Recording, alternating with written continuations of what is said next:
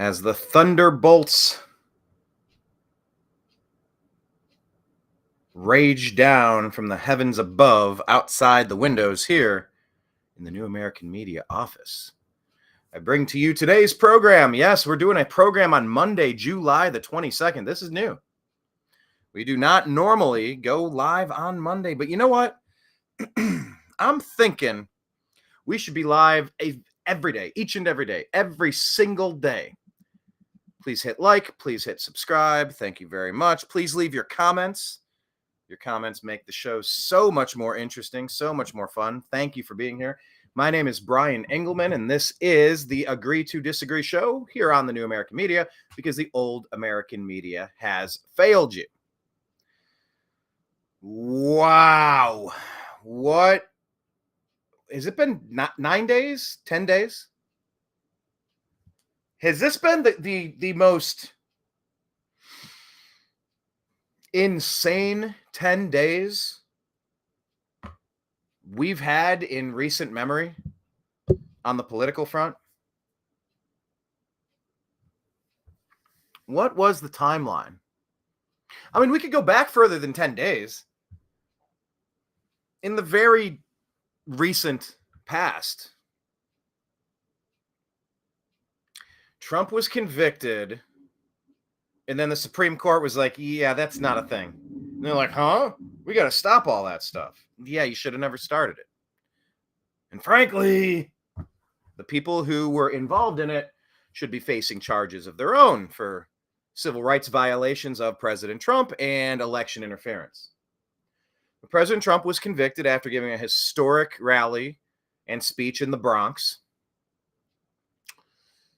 Steve Bannon was then sent to jail. Peter Navarro was recently released. Trump gets shot, survives, provides the most iconic photo in American history. The fist raised and the fight.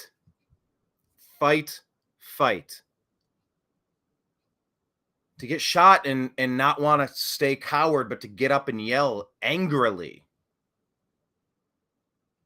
That just gives you an insight into the soul of who that person is. The energy, the charisma, the chi, the spirit, the life force, whatever you want to call it.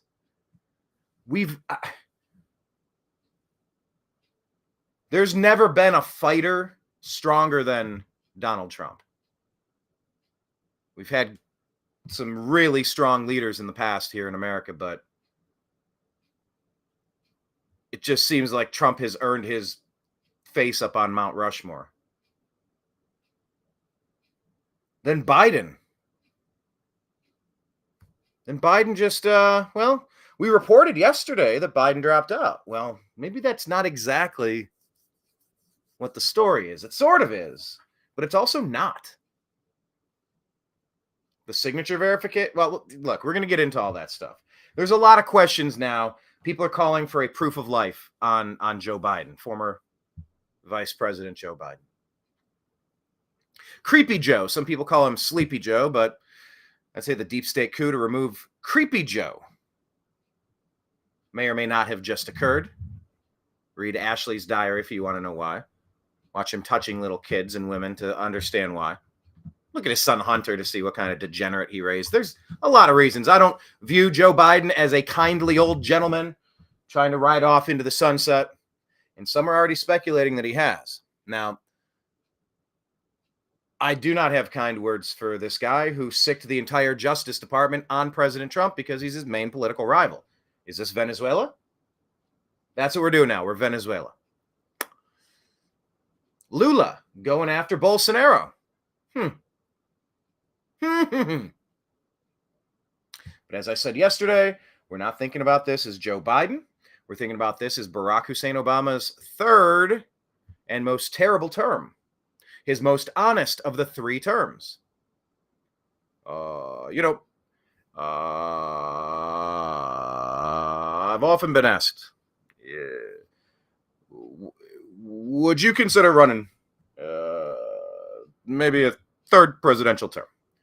I said, well, maybe if I don't know, had a earpiece in the basement and I could talk to someone and they could implement the policy, okay, maybe I could. Joe's been out to lunch this entire term. Who's been running things? Who's been actually in charge? It's been Barack Obama. It's been his team. And look what they've done. Now that they have an old white man to pin all the bad stuff on. Man, does that fit the Obama narrative, right? It wasn't the narrative in like 2000. It was right around the time 06, 07, 08 where that started coming in, where that mentality started becoming popularized by Barack Obama and his Marxist revolutionaries. We are 5 days away from fundamentally transforming the United States. Fundamentally transforming the United States. Open borders, tons of crime, tons of inflation, foreign conflicts, the biggest debt you could ever imagine, insanity in the schoolrooms, in the bathrooms, in the boardrooms, from DEI to ESG to... This is the legacy of Barack Hussein Obama. And so Joe Biden, well, he dropped out, but did he? We're going to get to that. And now it seems like a lot of people, not everyone, getting the impression that everyone is jumping into the Kamala Harris train. Woohoo! Don't use the word Kamala Harris and train in the same sentence. Montel Williams might be able to make a joke. I would not stoop so low. That is beneath me. Much like so many of the men who were beneath Kamala when she was getting promoted in her positions, a la, not a la Monica Lewinsky, because she didn't rise to a prosecutor and a vice president. Was it Jerry Brown? Anyway, there's a laundry list about Kamala Harris, how she worked her way up. But of course, you can just judge her on the merits of her cackling, her silly laughing, the suspicion that she is a raging wino alcoholic. I'm not making that accusation. I'm just telling you that others have made it for me. And it at least describes some of the really odd behavior. So we're going from a demented guy to a demented woman. Joe Biden was literally out to lunch. Kamala Harris has been smashing back wine while out to lunch. Allegedly. That's what some people are saying. I'm not saying. The Democrats are really trying to put forward the theory that this is going to fix the United States, that this is going to fix the Democrat Party, that this is a winning ticket to take on Donald Trump. Well, here's the thing. There is no human alive who can take out Donald Trump politically, which is why they took a shot at him. Who's they? Whoever they are. We'll get into that. We'll get into Cheadle, the Secret Service director today, getting lambasted in front of Congress. Oh my God. It gets worse with every interrogation. I'm catching these clips and I'm going to share a bunch of them with you, but my God, if you thought it was bad before, it is so much worse. When she came out and said, the reason we didn't have someone on that roof is because there was a slight slope. Every roof has a slight slope. And if it's a really slight slope, I know that's a weird way to say a large slope, a really unslight slope, it's the most unslight slope ever. I feel like I'm spitting bars off Eminem's new album. There's harness devices, there's hook devices, there's holding devices where you could, I know that they exist, and if they don't, I'll make them. It's not really my forte, but my grandfather worked at NASA and my dad has been an engineer. So I know I could jury rig and figure out how to make something that grapples to the top of a ridgeline on a roof, and it can drop down and provide stirrup type things for your body to lay prone to attach yourself onto so that you're not sliding down and you're fully secured. And then you have a pad and you have a prop up thing that you could rest your shoulders and get your right shot as a sniper. Don't tell me this is the first time anyone's ever thought of this. I refuse to believe that.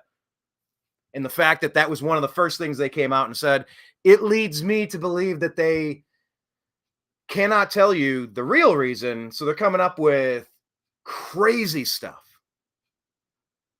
Absolutely crazy stuff. Once again, hit like, hit subscribe here on the Agree to Disagree show on the New American Media. Leave your comments as well. I love reading your comments when I can. So we're going to get into Biden. We're going to get into the succession plan, not the secession. But my God, do you realize, let's just take another moment. I said this. I really do feel like I've been doing shows every day for the past 2 weeks, which is very unusual. We've usually done our Agree to Disagree show on Tuesday and Thursday, 3 p.m. Eastern for about hour and a half, 2.5 hours roughly in between there. But I've been jumping on other people's programs. I'm inviting special guests onto our show. I'm doing extra shows. By the way, programming note, we did upload a couple of videos. I want you to check them out. From the Republican convention, we did catch a couple minutes of Peter Navarro, a Trump aide who was jailed as a political prisoner, some say. He spoke, and I happened to be in the lobby when it occurred. Got a couple minutes from him. Hear what Peter Navarro has to say from his words. That's on the YouTube channel, youtube.com/The New American Media. Also, rumble.com. I think that's /The New American Media. The videos are up there. Also, I think we put that on Spotify. And on Spotify, we're the Agree to Disagree show. So subscribe to all those places. So we put up Peter Navarro speaking. We had an interview with Gerald A. Morgan Jr., the CEO of Louder with Crowder, on the final day of the Republican convention in Milwaukee. We had a conversation with Scott Pressler. And Scott was putting stuff out, maybe, and we'll probably touch on it, but he just caused a massive voter turnout flip to take a blue area and turned it red with the voter registration efforts that he's had. I call him the Energizer Bunny. Where does he get the energy to just keep doing this? Getting out the vote. It is so crucial. So crucial. Bucks County in Philadelphia. The major Philadelphia suburban county, which voted for Hillary and Biden, is now red. It's huge, monumental, monstrous, earth-shattering news. We did it. How friggin' cool is that? I think it's the coolest. So we interviewed Scott Pressler, Gerald A. Morgan Jr., we got the Peter Navarro comments. Also had a sit down with Jim Hoft, who runs the Gateway Pundit. Gateway Pundit involved in very important vote. I don't know, what do you call it? Validation, documentation, trying to secure the vote, trying to catch illegal acts, pushing for less internet censorship. They're involved in court case. Probably, I think court cases is probably the easiest way to sum it up. But had a good conversation with him as well. So check out those channels. We have posted all of those videos. More is on the way. We talked to the mayor of Clearwater, Florida. We did a bunch of man on the street. We covered a protest, a BLM rally that started in the park and came over to the hotel where an event occurred. We'll be posting more of that as we go. I'm great at creating content. I'm great at consuming content. Honestly, I have to remind myself, stop consuming, start creating. But the consumption is for the show prep. So if I didn't take the time throughout this entire day, early morning,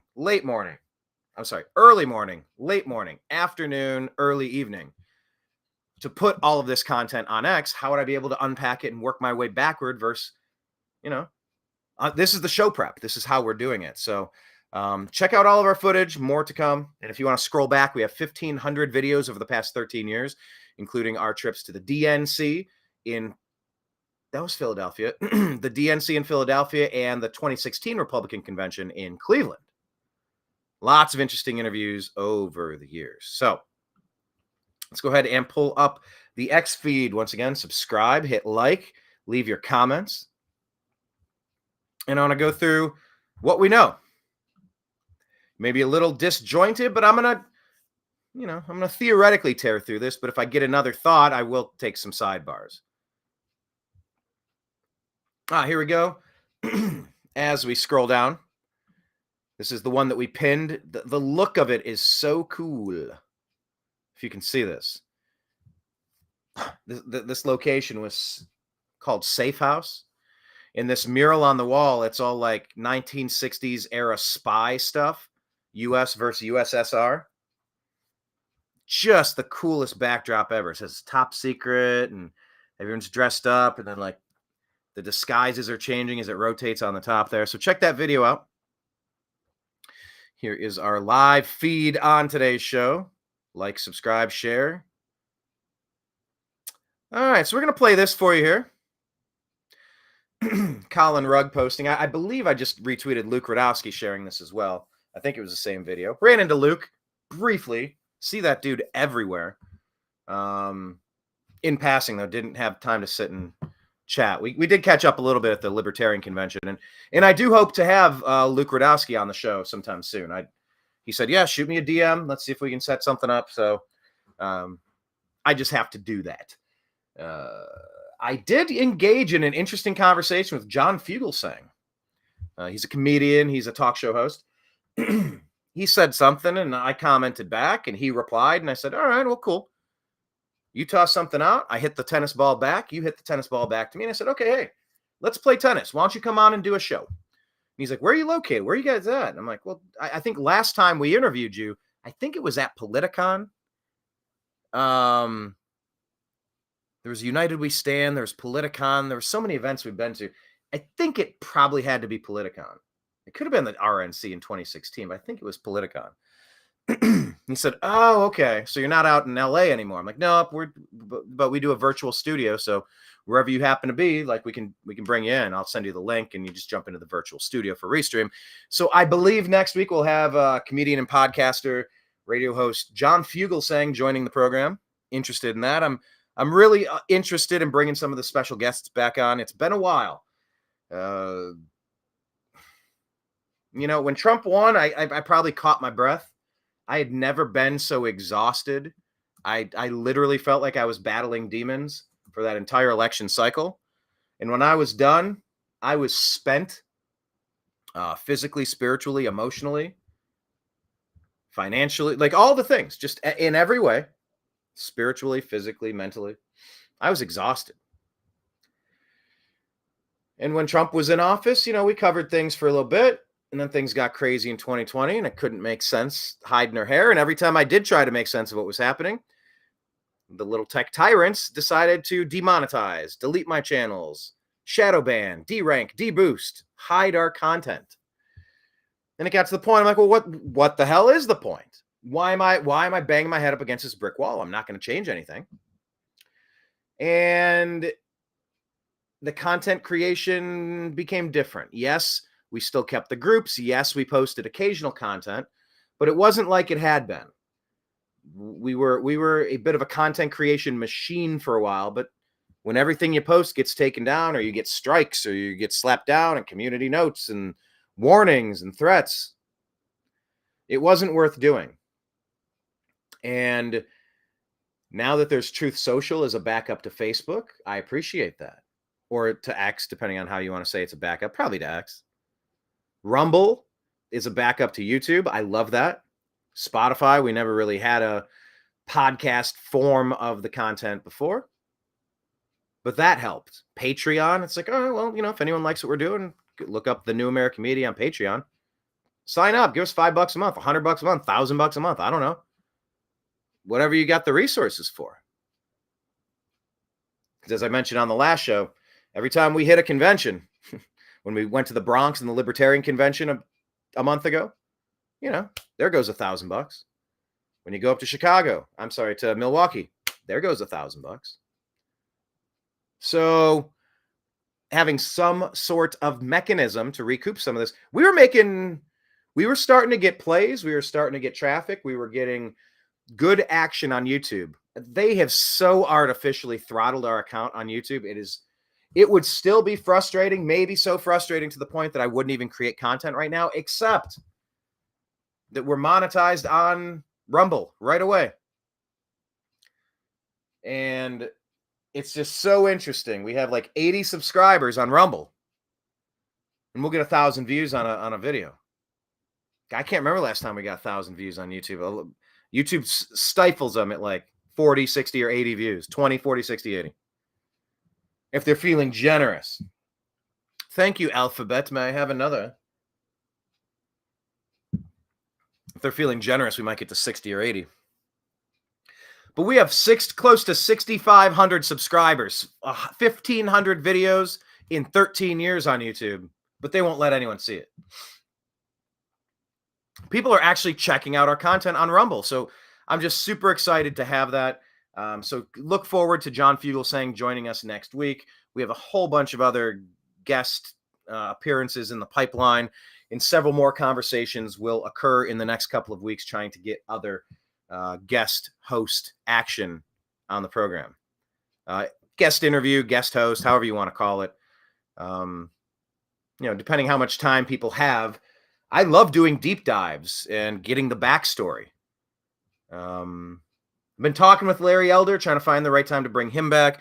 I loved our background deep dive stories. Like he's been on several times, and when you can just kind of let him go for a while, his story, it's so good to hear. It's a powerful story. Him and his dad, and how he grew up, and how he learned work ethic, race relations, family, politics. It's just, but if we just book into a show and it's like we're just jumping into the news of the day, I really feel like we can't even warm up. We can't even crack our knuckles until we get into the 2-hour mark. Speaking of warming up and getting into the 2-hour mark, if you are in desperate need of some laughter, and I would posit, I would put out there for you that all of us are in some desperate need for laughter, by the way. Go to the Kill Tony podcast on YouTube. Shane Gillis and Adam Ray doing a Donald Trump and Joe Biden panel. Oh my gosh, is it funny? Shane Gillis, he's always done a good Trump, but his Trump now, even with Saturday Night Live, they didn't really get the makeup right. And I don't think Shane really had his Trump dialed in exactly. But my, oh my, it is dialed in right now in that creepy 1,000-yard stare from the Joe Biden character. It's so funny. Watch it, the Kill Tony podcast, Trump and Biden. Wow. We all need some more laughter, and that one just got me. I was able to put it on, and I glance at it occasionally, just mainly listening to it because I was driving back from the convention this week. I'm sorry, a few days ago, and laughed out loud 100 times. And the little mannerisms, like now that I've had a chance, I've go back and watch, and I've rewatched some of it. I like watching reaction videos to the thing. Oh, the mannerisms are so perfect. All right, let's get into today's news. Colin Rugg saying, just in, Representative Eli Crane shares video taken from a second-floor window that Secret Service allegedly had access to that overlooked the roof that Thomas Crook shot from. Are you kidding me? This Crane guy allegedly traveled to Pennsylvania to see the crime scene for himself. Representative Eli Crane. There we go. Sorry. Not allegedly, but yes. This video was taken from one of the windows the Secret Service had access to overlooking the entire roof. Makes you wonder how on earth they allowed the shooter to access the roof, let alone crawl up it and fire several shots. Crane also climbed on top of the roof where Crook shot from, revealing just how close he was able to get to Trump. I want everybody there. It's been 9 days. The head of the Secret Service hasn't even been there, folks. We'll get to that. Check this out. They're saying this is where the shot came from, and they were looking at him from the window, and they were just waiting till he did it. That makes zero freaking sense. Zero. Unless it was a planned hit.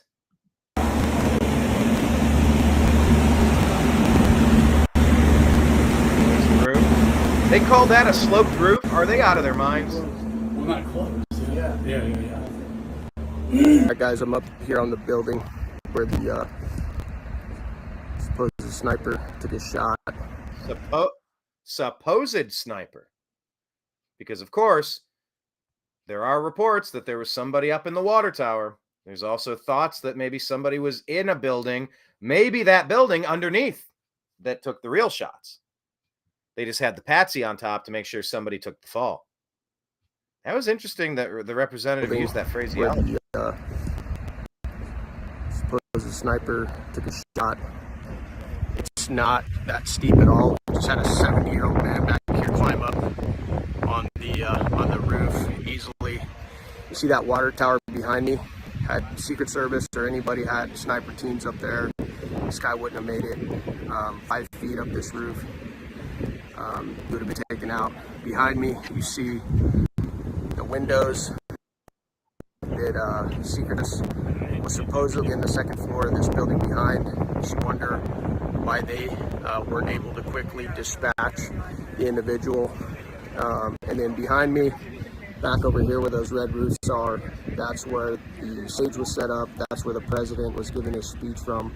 My God. A lot of questions in Butler, but we look forward to doing oversight and getting to the bottom of it and making sure it never happens again. That is the most obvious location that you would have to guard. That makes zero freaking sense. 0 sense. I don't buy that being an oversight. A tiny little bit. Yeah, those who have been in charge of Biden, wanted Trump to be gone. The deep state wanted Trump taken out. It's clear as day now. If you don't see it, you can't be helped. Repost that. Also say, at the very least, they intentionally left the door open for something bad to happen to Trump. There is no way these people are so incompetent that they accidentally left Trump with awful protection. I think I'd agree. Thank you, Representative Eli Crane. So here is from Julie Kelly, retweeted through Kyle Becker. The Secret Service Director Kim Cheadle talking about communications from that day. I wonder what we will glean from our chat with Miss Cheadle. Let's take a look. Does the Secret Service routinely record communications between and amongst detail? Radio communications? Any communication. By the way. Email communications are... Okay, hold on. I didn't press pause. Why did it play? Take note of the elongated pause, the pregnant pause right there. That was a long time to think through a weasel way to try to talk your way out of a box, it felt like. That's an easy answer. She did not answer an easy answer easily. Does the Secret Service routinely record communications between and amongst detail? Radio communications? Seriously, how long was that pause? 5 seconds? I can't see. Oh, okay. Now I can watch the counter. Between and amongst detail? Radio communications? Any communication. 4 or 5 seconds. Email communications are captured, as well as text messages, and then depending on the detail, radio communications are recorded. That's great. That's great. So we'll gather all that and see which one was on the inside working for an enemy who tried to kill our president. Does the Secret Service have recorded communications from the July 13th event? We do not have radio communications from that day. I'm sorry, what? You're protecting the president and you're claiming that you don't have audio? Yeah, you do. It's like the cop that says, I don't know, my body camera must have malfunctioned. I don't know. Must have turned it off when I went to the bathroom, forgot to turn it on. Sure. Or you edited it out and threw it away. Crushed a hard drive. You wiped it. Wiped it? You mean like with a cloth? Remember, Hillary Clinton said that about her private servers. Let's not forget about her private servers in CrowdStrike in Ukraine and Dominion. Service have recorded communications from the July 13th event? We do not have radio communications from that day. They're saying they do have She was implying or inferring that they do have communications, but they don't have radio communications that day. Well, I'm hearing 56 minutes. They knew that there was a serious threat, and they let him go on anyway.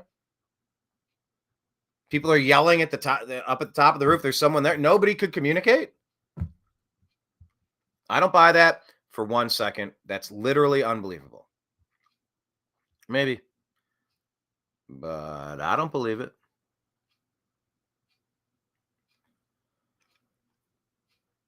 Oh, is this this looks like, I could be wrong. That looks like Trump's attorney.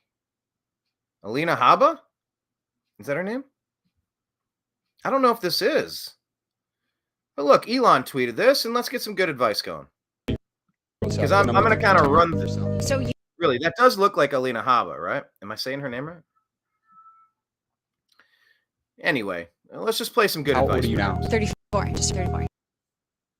What's the best piece of advice that you would tell yourself? You're having a conversation with your 20-year-old self. What's the number one thing that you would tell your younger self? So you have to understand that who you are today is a set of programs. Your brain is a computer system, and who you are is just what your parents taught you, what your institutions taught you. If you were in religious structures or sports or anything, that's who you are. It's a program in your brain. So if you don't like your situation, you feel like you're limited, you feel like everybody else is like crushing it and you're not, it's just because your program has a virus and you have to rewire your mind. So meditation, mental rehearsal. I worked with Sports Illustrated for the last couple of years, and nobody talks about this, but like Steph Curry meditates before a game. He visualizes. Michael Jordan said it was just as important to spend time in the mind gym as it was the mental gym. Kobe believed every shot he took, it was going to go into the net. So everything's a mind game. Like, that's all it is. And once you program yourself to win, you can only win. It's the only option. How old are you now? All right. So, yeah, I don't think that's her. I mean, it could be for all I know, but a lot of sports knowledge there. But yeah, reprogram your brain, the mind virus. God, and I'll get to this in a minute as I scroll through this X feed, because, man, it's just the most heartbreaking video about Elon Musk talking about his son that isn't his son anymore. You've heard people talk about the woke mind virus. Oh, the unnecessary destruction that's happened. So anyway, that was good. Didn't plan on talking about that, but I did happen to tweet that. Elon says, change the programs that someone else put in your mind. All right, that's pretty good advice, no matter who you are. Yeah, this is Luke Radowski. His commentary is just saying, so you're telling me that the Secret Service had full view of the shooter the whole time? Right there. Oh, but they didn't know. 56 minutes. They know there's a crazy guy on the loose. There's a potential threat. Danger, danger. No, don't take President Trump off the stage. Don't hold him back for a little while you do another sweep of the place. No, just let him go up there.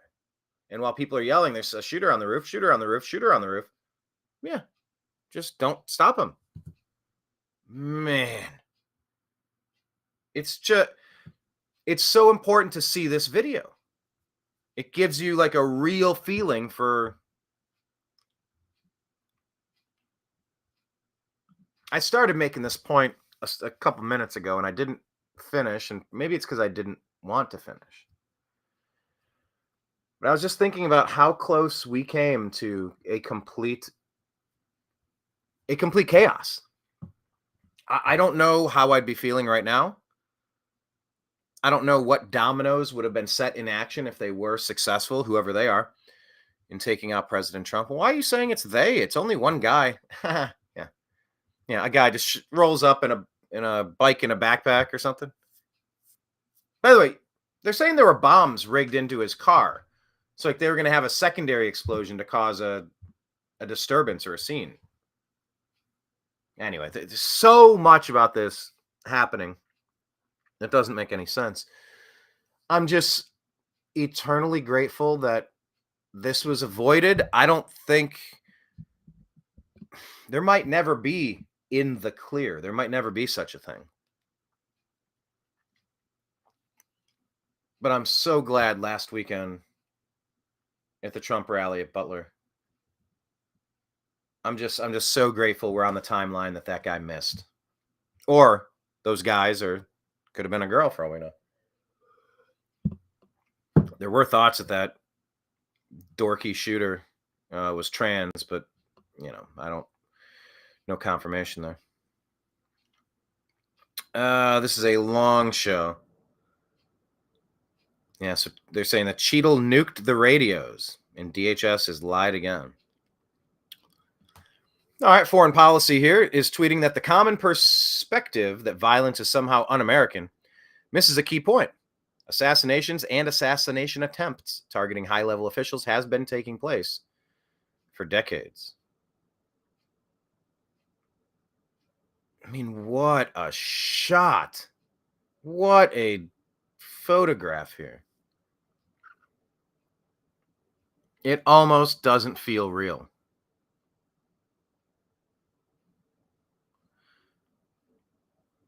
Just watching it now, it doesn't really feel real to look at that.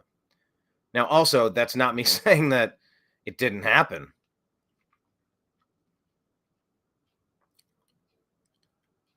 Let's click on something that AOC had to say today. I mean, look, we are truly in an upside down universe when AOC makes sense. But let's give it a shot here. Or let's give her a chance to speak. Use some different phraseology. Talking to the Secret Service director, Cheadle. Established earlier that the building upon which the shooter operated from was outside of that established perimeter, correct, for the Butler, Pennsylvania event?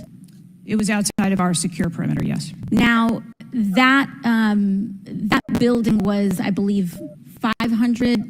How far away was that building from the president? It was approximately 200 yards. 200 Oh yards. My God. Now, the individual used an AR-15 in order to act out his assassination attempt. An AR-15 has a range of about 400 to 600 yards. My question is, why does the Secret Service perimeter, why is the Secret Service protective perimeter shorter than one of the most popular semi-automatic weapons in the United States? We are in a cuckoo clock because that's a perfect question. I will always give kudos to somebody, even if they're 95% on the wrong side of every issue and they're lying through their teeth half of those 95% of the times. I will give kudos. It's kind of like that Bill Maher effect. He says a lot of really wonky stuff, but he also says a lot of stuff that's spot on. He really does ruin it by going wacky with his Trump derangement syndrome stuff, but he gets a lot of credit for settling on normal issues and taking the right perspectives and viewpoints. Well, what do you mean right perspectives? There are right and wrong perspectives on things. There's no way that a building 200 yards away should be outside of the secured area for Secret Service protection. That is a correct answer. What I just said. There's no interpretation. There's no margin of error. And there's no preference there. That's a fact. And she asks a perfect question. Let's hear how our Secret Service director, Cheadle, responds to a perfect question. There are a number of weapons out there with a number of ranges. Again, an advance was completed. Okay. Once again, what the actual hell is she talking about? I've seen this all day going through combing these so I can give you these comments. I don't know, was it 8 hours, 10 hours, 12 hours of testimony today? I've distilled it down to maybe 10 clips so you can kind of get some of the highlights. She's asked a direct question. She starts talking about a brontosaurus. She's asked a direct question. She reminisces about the time 3 weeks ago she was at Dairy Queen. She's intentionally not answering the simple question, which once again causes me to ask this out loud. Why is Cheadle not arrested for attempted assassination and being interrogated in Guantanamo Bay under suspicion of treason? She has done nothing to assuage our worries, our concerns, our fears, our frustrations. She's done the opposite. Here's the end of Ocasio-Cortez's question. And then her non-answer answer.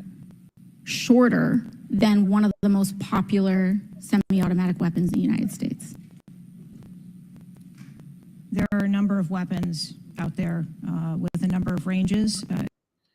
Okay, well, with the most popular gun having a 400 to 600 yard range, and you set the security perimeter 200 yards, why would you do that? Well, there are a number of guns. What did she say? There are a number of different. This is a non-answer. And every non-answer proves obfuscation. She's proving that she's lying by not answering the simple question. Than one of the most popular semi-automatic weapons in the United States? 3-second pause. There are a number of weapons out there with a number of ranges. Oh, are there? When an advance was completed, the determination of the perimeter, I'm not going to speak to specifics, but there are a number of factors that are taken into account when we determine our perimeter. Some of it has to do with terrain, some of it has to do with buildings, some of it has to do with assets and resources that are available. There is no way that you leave a rooftop 150, 130 yards away, one football field away,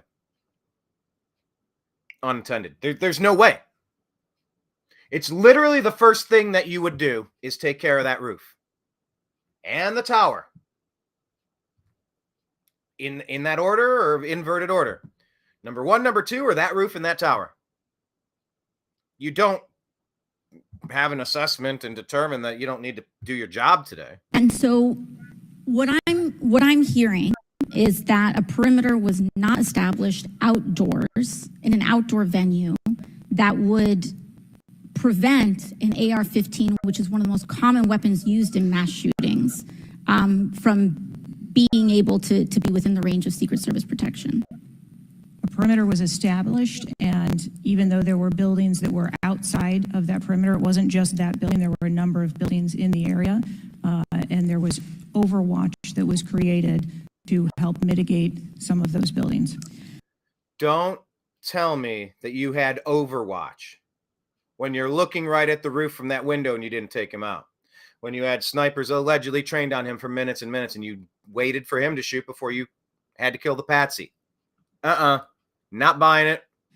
You established earlier that the building on which the shooter operated from was out. Again. Thank you.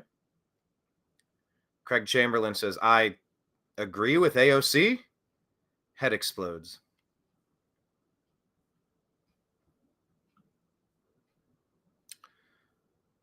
So we said, maybe given the subject matter being discussed, another turn of phrase could have been used, then head explodes. Maybe mind blown. Wait, that doesn't work either.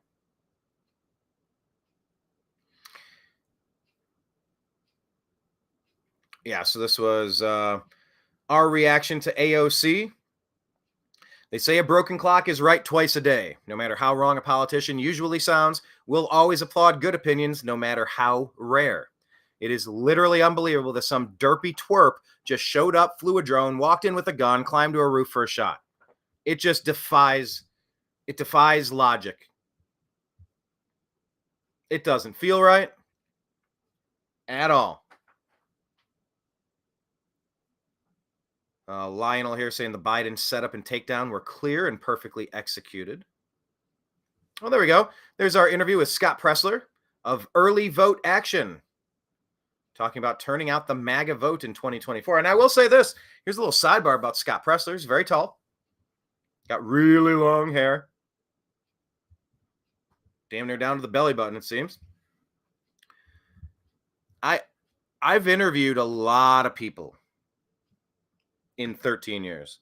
And I've interviewed plenty of people before I started the New American Media, but let's just focus on the 13. Interviewed a lot of people, and there's... What the heck just happened? Oh, did my cat step on the... That was Nimbus that you saw. There's 2 people that I've had this experience with, and I was instantly reminded of the other one talking with Scott. Had our interview here, and then we also had another 15, maybe had a half hour together. 40 minutes maybe. Wow. did this guy get recognized, called out, appreciated, loved? This guy, can I get a picture? I started taking pictures for other people. You couldn't hang around him for more than a minute without someone wanting a picture or wanting to say something to him. That also happens when I hang out with Anomaly. We've done Politicon, we've done the NAM shows, we've done sit-downs, Conscious Life Expos. Another time just had dinner with him, first time I met. Like, we've hung out several times. We didn't go to high school together. We're not best friends, but we're good acquaintances. I like the guy. He's funny. He's talented. We don't agree on everything, but I don't agree on everything with anybody. Even myself, my opinions will evolve. But when I'm with AJ, man, does he get noticed? Man, does he get stopped? Hey, can I get a selfie? Oh, I watched your video this morning. That's awesome. I love that thing you just did. Oh, cool. Scott Pressler has the Anomaly effect going. It's just the it factor. They have it. Just 100% obvious to me. So if I were a producer or a casting director, I'd put them in something ASAP. They just have that magnetism about them. So check out that interview with Scott Pressler of Early Vote Action. We put out also, nope, that's not going to work for us, regarding this audio that came out allegedly of Biden. It didn't sound like Biden. It sounded way too energetic. Nope, that's not going to work for us. We need a public appearance or a video confirming proof of life. Too much weird stuff happening all at once. Too many AI deep fakes as well. I think I have a few more posts on that. We'll get to that. But yeah, there was an audio that came out allegedly to Kamala's staff because they're all like revolting and jumping off ship because everybody hates her. Especially the black people on her staff, according to something I was reading. I don't know if that's black men or black women or just black people in general. I don't know. Black's a weird term because they're not black. African American's a weird term because it's like you're not from Africa. I don't know. I'm not white. I'm called white. I'm peach. I'm orange-ish, tan-ish. Anyway, sidebar. All right, next topic. Will Chamberlain here. Not Wilt, but Will. Saying really simple. Under-discussed reason why Kamala Harris shouldn't be president? No children. Huh. How do you feel about that? Do you think lack of children should be something that disqualifies you from being a president? I think that definitely changes the kind of empathy that you have. I mean, look at Donald Trump. He was at the convention and he had all of his family, so much of his family. Ivanka definitely took more of a back seat this time, but man, they had Kai Trump step up, the daughter of Don Jr. Loves her grandpa. And she said, I wasn't planning on talking, but after what happened, I want to humanize you. Melania's statement was so good. Humanizing Trump, it was so good. The family, family makes a difference. I know it does.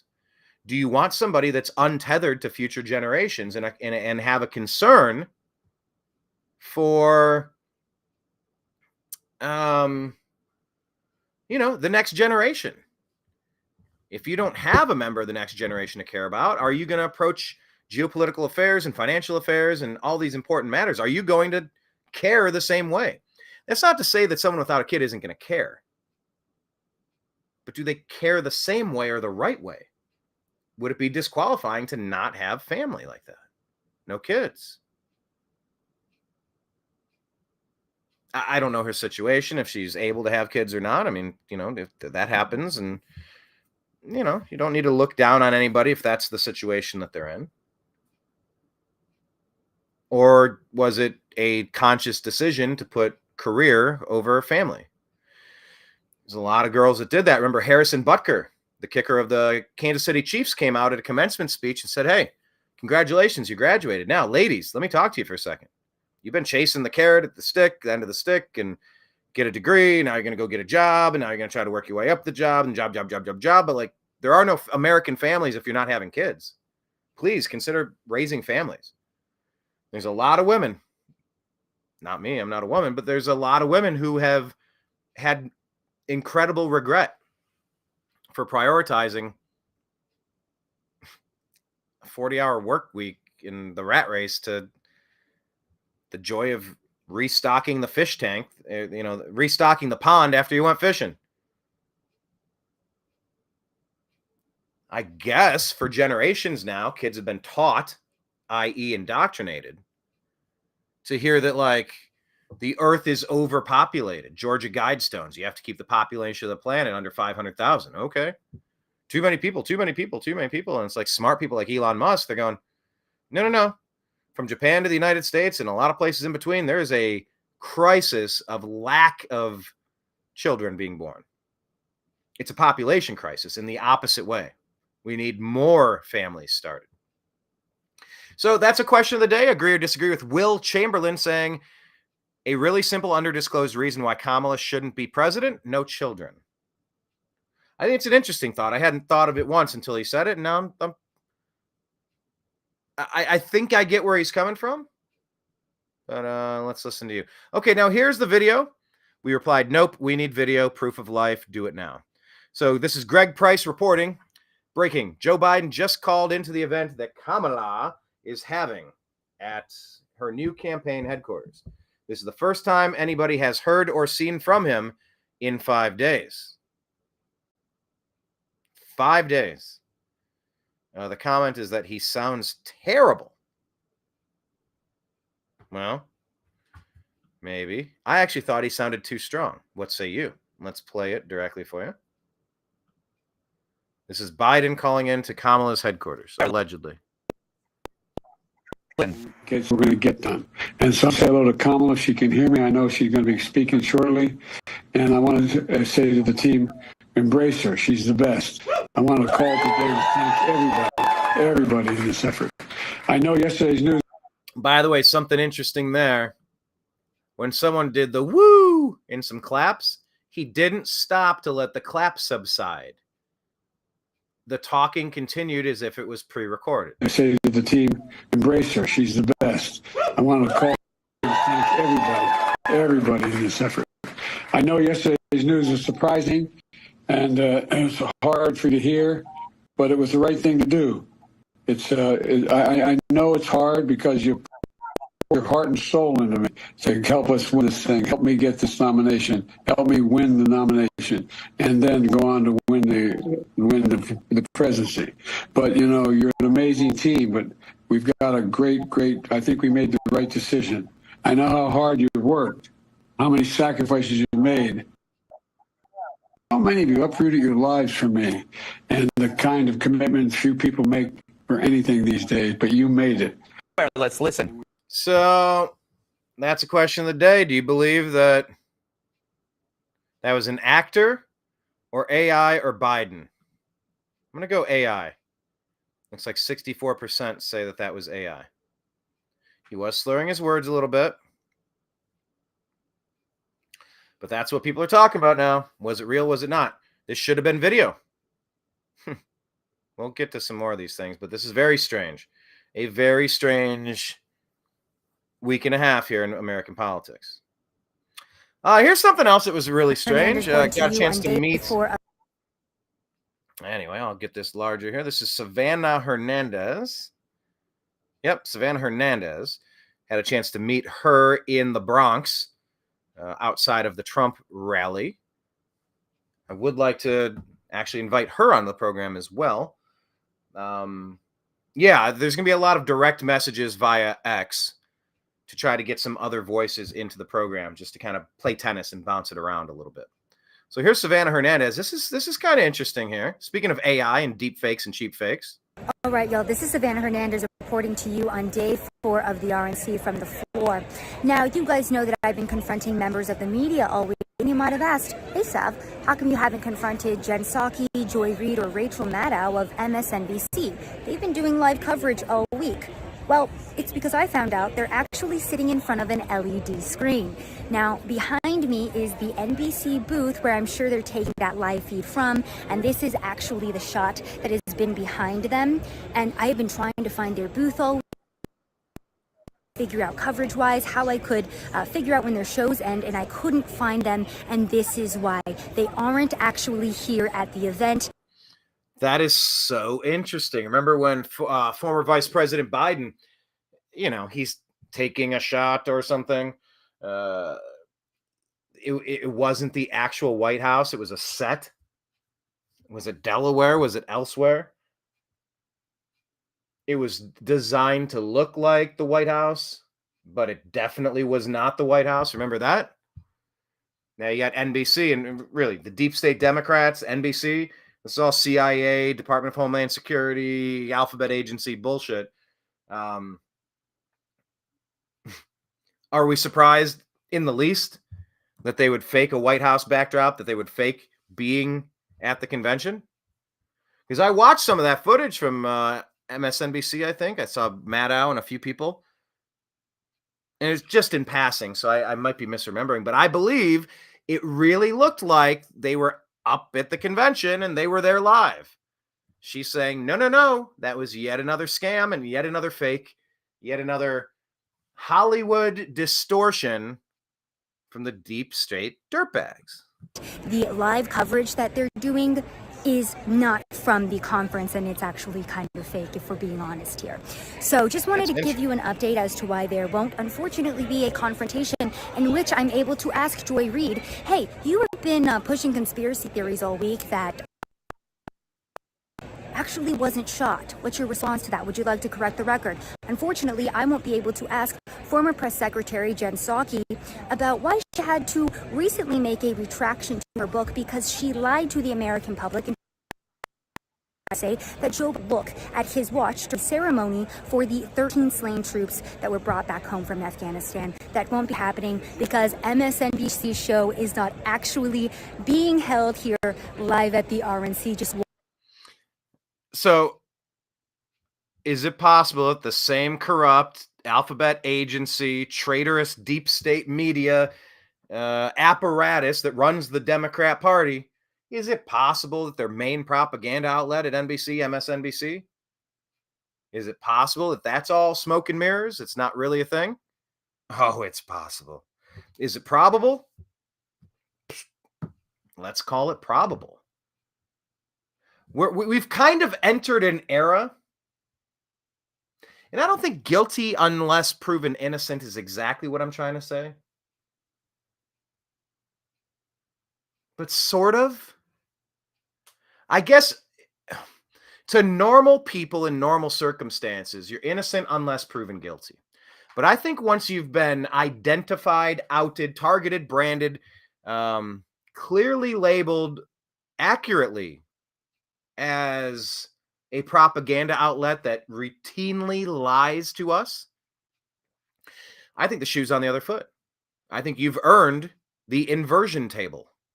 You know, the inversion table where you strap in your ankles and you flip it over and then it stretches your body out and decompresses your spine.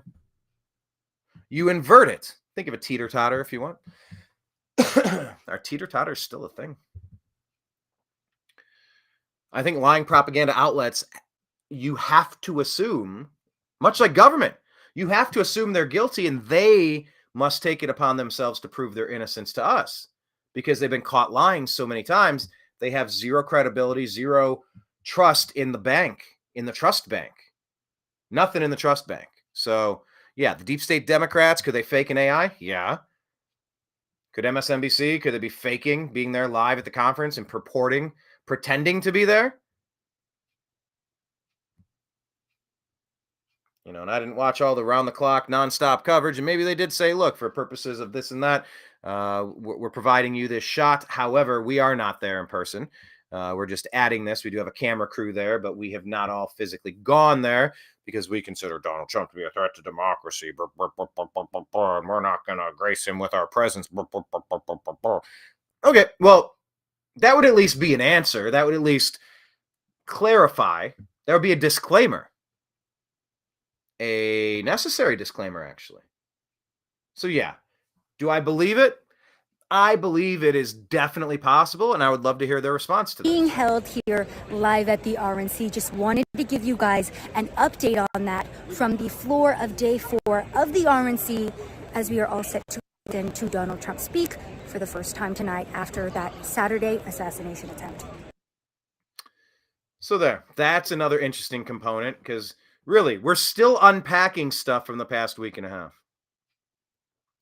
Savannah said, we're all aware of the capabilities of AI, which is why the off-camera remarks Biden just gave as proof of life will not be enough to convince anyone.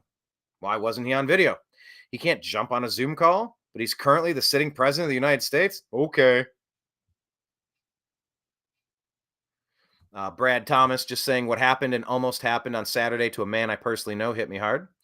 It's taken several days to come to grips with it all. So, you can go do that deep dive, but I felt that personally.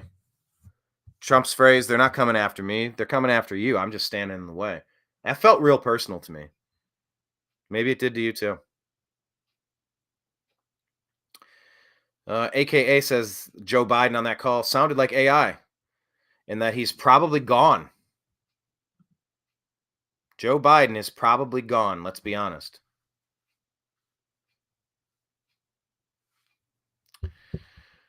Could you imagine if Joe Biden is gone? 5 days. Remember he said, if I ever have a disagreement, maybe I tweeted this earlier. Some really strange line that if I ever have a disagreement with my vice president, I'll develop a cold and go away or something. Develop a disease and go away. It's like, I'm sorry, what?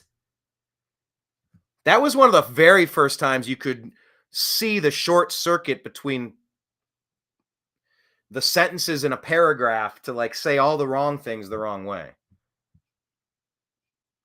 Has this been the plan all along?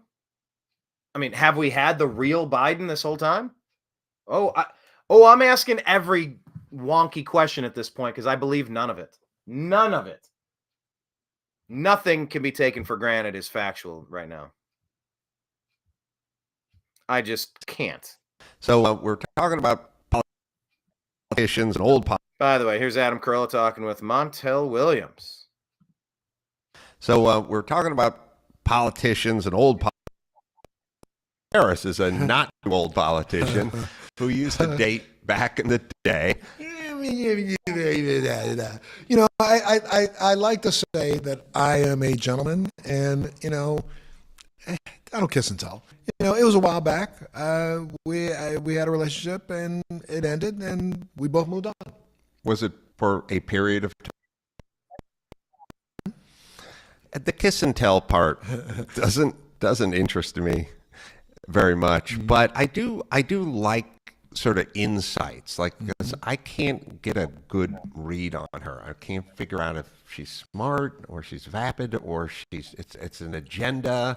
You'd have to understand. I mean, when you say is she smart, no question. I mean, the woman ascended from being a public defender to the district attorney of San Francisco, then on to be the attorney general of the state of California, on to becoming the vice president of the United States. No, I do think she's smart. But I think a lot of these people are smart, but they don't sound, what they're saying isn't making sense. So that sounds pretty fair to me. What she's saying doesn't make a lot of sense. Trump said she talks in rhymes. I think what he meant to say was nursery rhymes, specifically. Riddles, nursery rhymes. The bus goes here, the bus goes there, the bus goes everywhere. Because a bus is a bus. Oh, I was gonna title today's show Unbidened by What Has Been. I think that's a great title. I haven't heard anyone use it yet. Unbidened by What Has Been. Because if you're now unbidened by what has been, that is the unburdened by what has been. Wonky quote from Kamala Harris. Okay, so, Montel Williams knows her and says she's very smart, and okay, whatever. I am not a fan of Kamala Harris at all. Buzz Patterson is putting out this is a bipartisan request for Cheadle to resign. Once again, I'm not calling for resignation. I'm calling for an arrest under suspicion of attempted assassination. She should be interrogated right now, immediately. She is so unprepared for this congressional volley. I am stunned at how unprepared she is. So this is from Representative James Comer and Jamie Raskin, the ranking member on the Committee of Oversight and Accountability. Director Cheadle. On July 13, yeah, remember J13. You know, J6, J6, J6. Oh, what, the mostly peaceful protest? Okay. The one where you framed Trump for an insurrection. Even though none of the people were told to be violent that day, they were told to be peaceful and patriotic. He said fight like hell.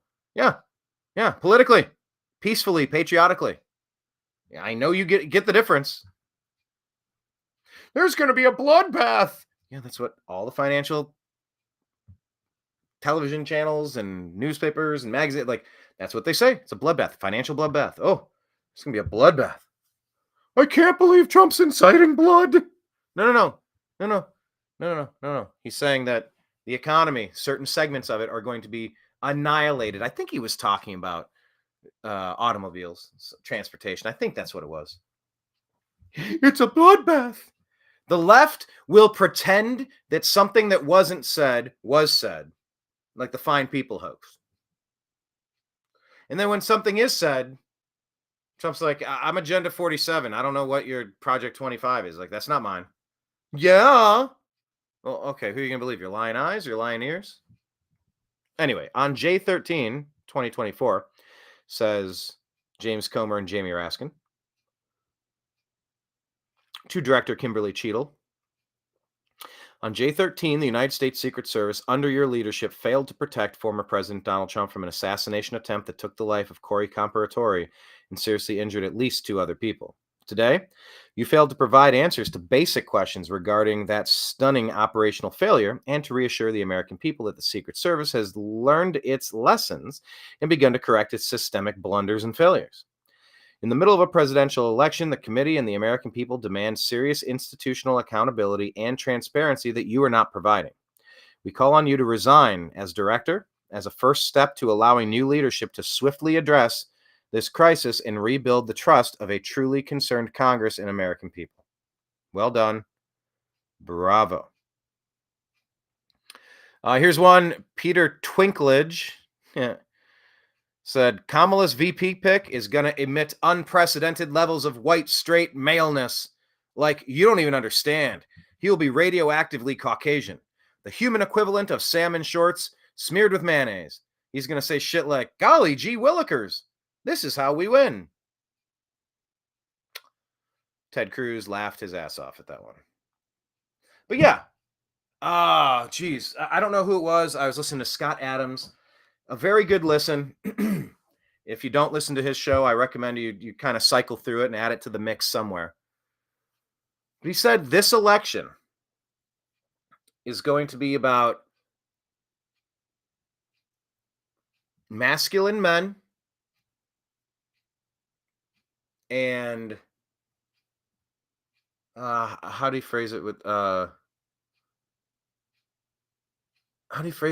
women?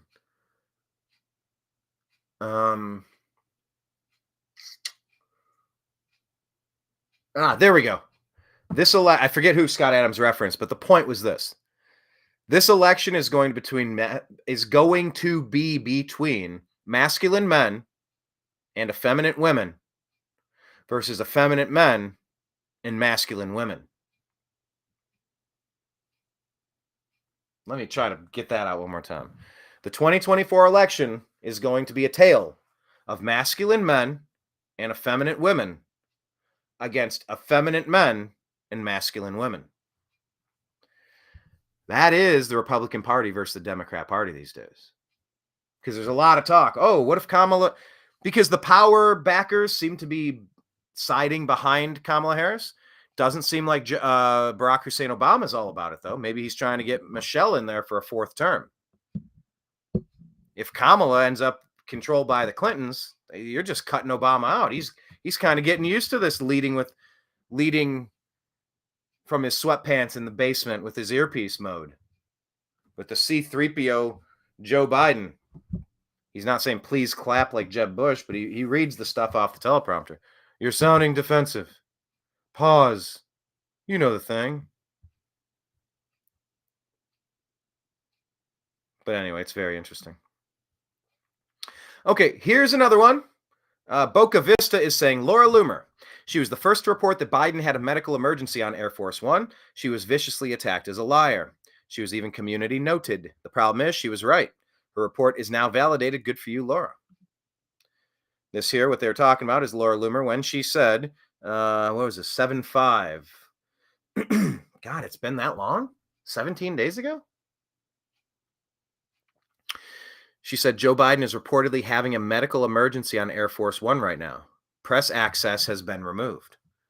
Readers added the context. The White House press pool verified Joe Biden landed without incident as scheduled in Wilmington, Delaware. And President Biden can be seen departing on his own from Air Force One as well. This here is a post from Amuse on X. Did President Biden suffer a medical emergency in Nevada? So Charlie Kirk is now reporting that a source close to the Las Vegas metro revealed that Joe Biden's trip was cut short not due to COVID, but because of an emergency requiring immediate transport to University Medical. The plan was suddenly changed with the U.S. Secret Service deciding to medevac Biden to Johns Hopkins instead. Rumors within the police department speculated that Biden might be dying or has already died.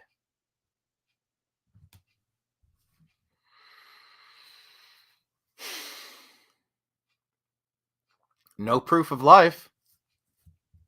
We'll get to that letter and the signature of something by somebody on letterhead that did not have the United States presidential seal. Now, of course, maybe you have to actually be president to have that seal, but that's a separate conversation that some people have. I'm focusing on rumors within the police department speculated that Biden might be dying or already dead. If the deep state couldn't take out Trump, is it that far to assume that they might take out Biden? Whoever they are?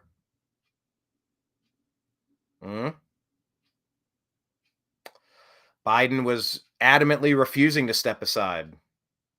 Like in that famous scene from Almost Famous. I want the credit.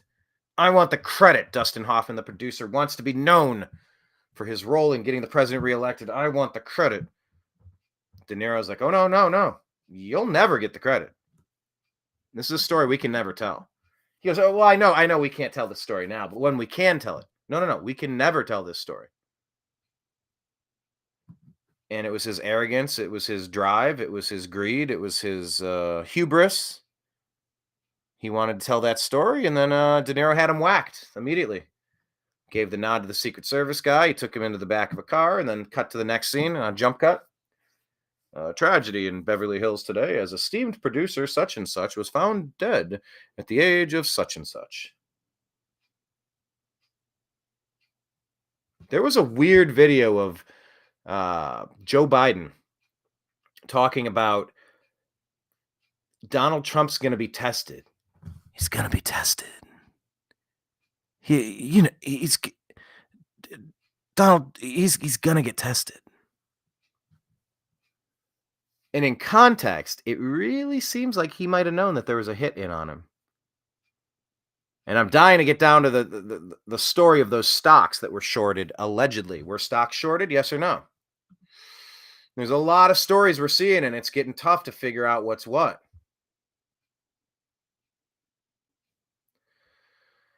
I'm just trying to figure it out, and we figure it out together. We talk about what's in the news, and please leave your comments. Like the show, subscribe, please.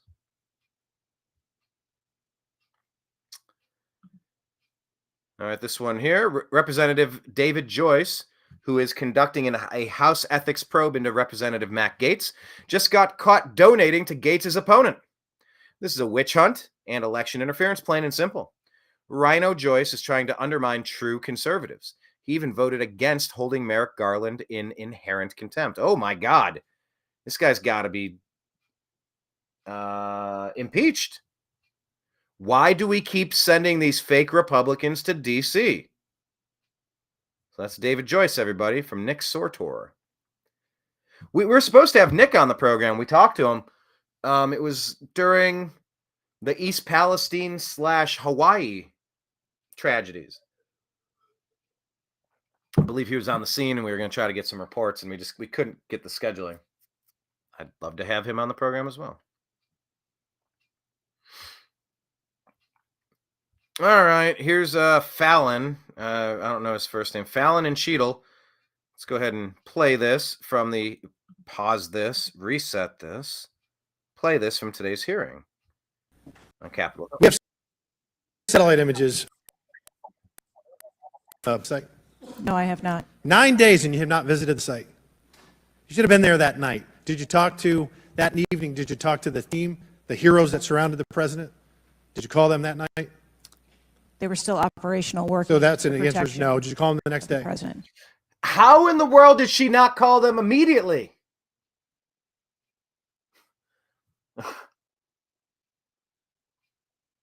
Is this a case of someone who has? Have you ever met? I believe it was not South Park. It was a Family Guy episode. Ooh, let me see if I can find the clip.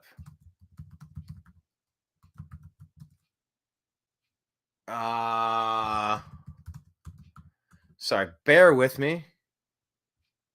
I hope I can play this without running afoul of the censors, but I'm using it in fair use. This is so funny. Let me pull up this screen. I think I can just clip to it to share this tab instead. This is who Cheadle reminds me of. I'm kind of blown away by this right now. Okay, it is up on the screen. Good. Let's play this for you. This is like Cheadle talking to Congress. We've got your typing test here and all the pertinent data about your That's good. background and skills.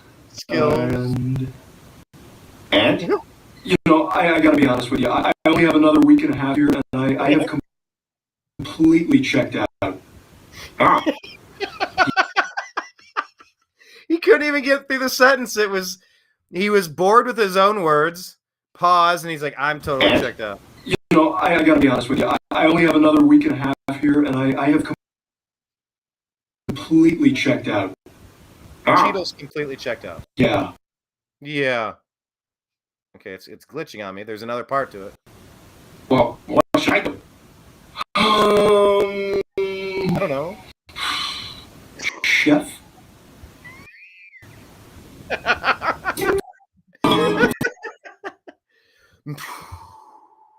Chef? Yeah, that's what it feels like Cheadle is. She's completely checked out.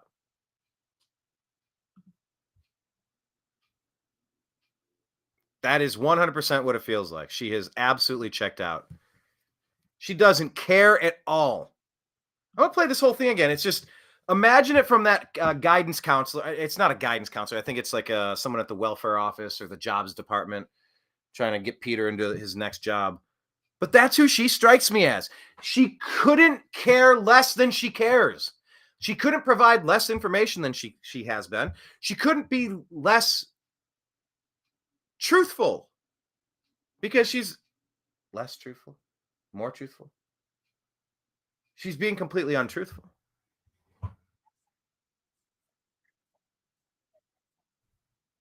No.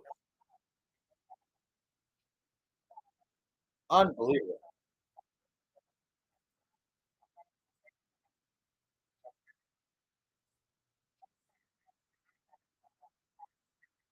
They were still operational. Yeah, you call them and say, "Hey, get me on the phone with the lead person. What is happening here? What?" You're on the phone as soon as the beeper goes off, as soon as the vibration on your phone starts, as soon as the text messages start piling in. You're on the phone immediately. Then you're in an Uber and you are going to the location. Except she's totally checked out.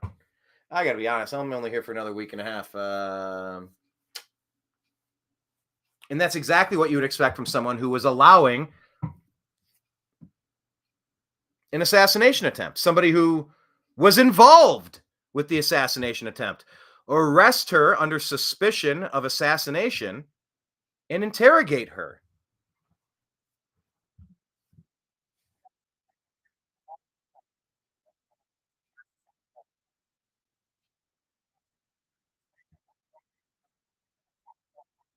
So she tried to say it was the next day. No, it was 72 hours. She waited 3 days.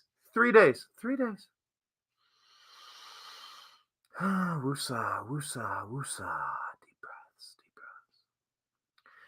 They say when there's like national tragedies and when really bad things happen, there's a 72-hour rule. You really want to kind of wait a little while and figure out what's what. Not us. When you're in the media, you got to go live. And it's important that you don't claim as many things to be 100% factual because honestly, we just don't know a lot of them. So in those situations, we don't know what we don't know. So we should at least be cautious in what we're claiming to be 100% fact. What do we do here at the New American Media? We unpack this each night, each day. Follow us on X at American_media_, please. On Telegram at TNAM and TNAM Chat. On True Social, the New American Media. Patreon, the New American Media as well.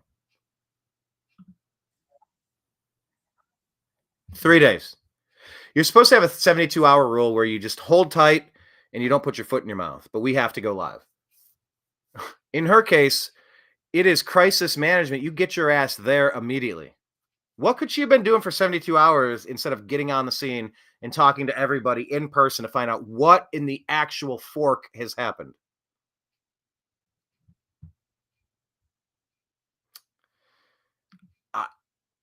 This makes her look absolutely nutty. Comic Dave Smith, who was really great, by the way, at the Libertarian Convention. He was very pro-Trump, at least amiable to, look, we can get a few things if we work with him. He's came here to ask for our vote. He said, if you elect me, I will put libertarians into my cabinet. I want better people around me this time around. Dave Smith was sharp about that. A lot of the other shrieking libertarians really embarrassed themselves there. But Dave Smith did a good job. I talked to Dave. He said, send me a direct message. I'll see about coming on your show. So here, let me write down Dave Smith so I don't forget. Who else did I say? Dave Smith. Who else do I have to text? That's why I got to write it down. I kind of buzz past him and forget who I need to follow up with. Anyway, Dave Smith says, if Secret Service Director Cheadle was attempting to convince you that this was an inside job, she couldn't be doing better. 14,000 likes on that one.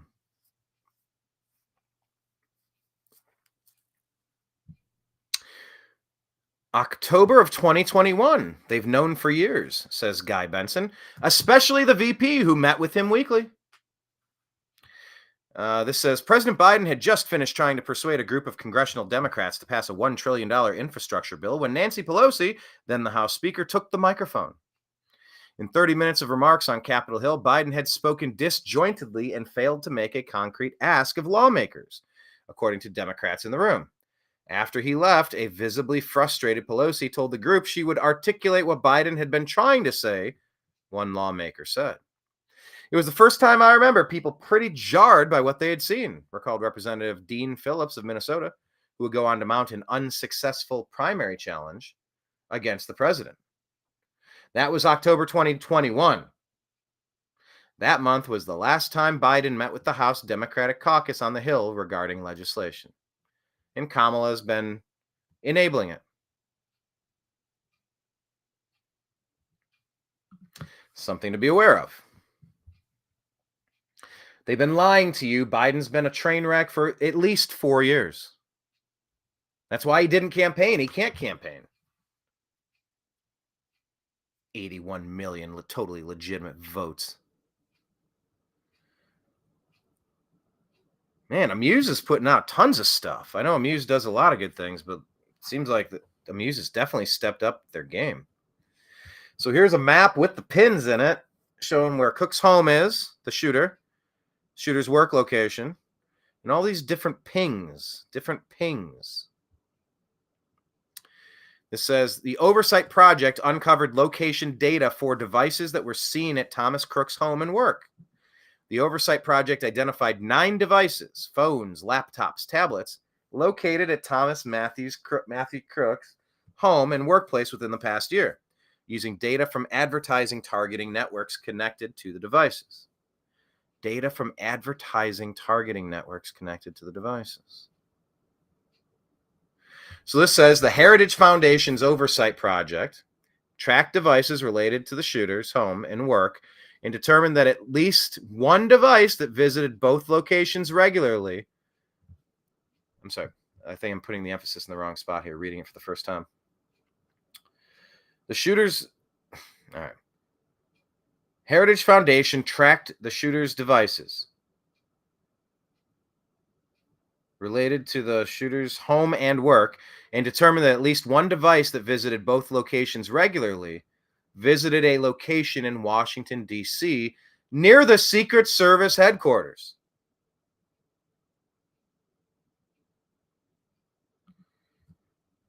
Now, what is this? Assassination info drop from Oversight Project. We found the assassin's connections through our in-depth analysis of mobile ad data to track movements of the shooter and his associates.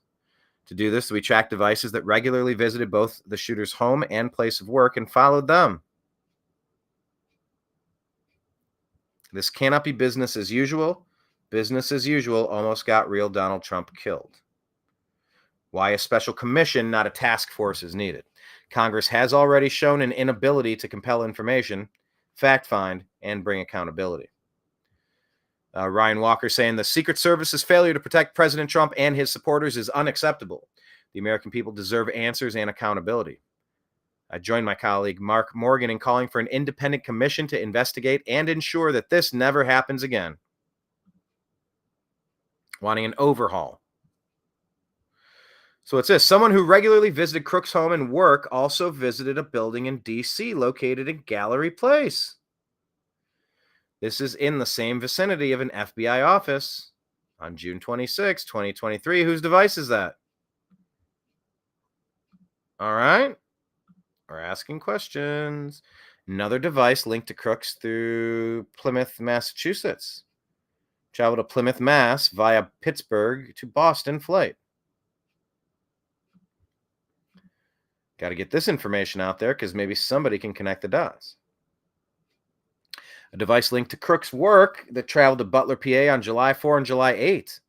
Then this device stopped all activity on July 12. The day before. Isn't that weird? Near Bethel Park Skilled Nursing and Rehabilitation Center in the Home Depot. One device went to Allegheny Arms.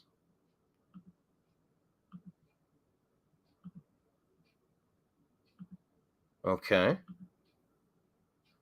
And here's all the relevant locations within Bethel Park that are linked to the home and places of work. For those that are tracking this type of data, we identified devices that were located at the shooter's home and work.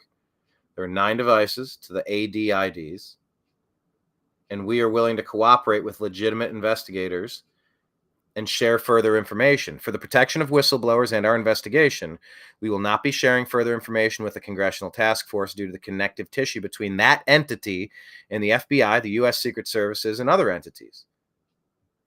They got a mole in their ranks. They got a rat. It's the Departed. You got a rat on your force. Who's the rat? No. Got a rat. I wouldn't trust those Democrats a single bit. I wouldn't trust the rhinos either. You saw we showed pictures of Rupert Murdoch and Lindsey Graham looking beyond upset watching the GOP convention. So that's some good work.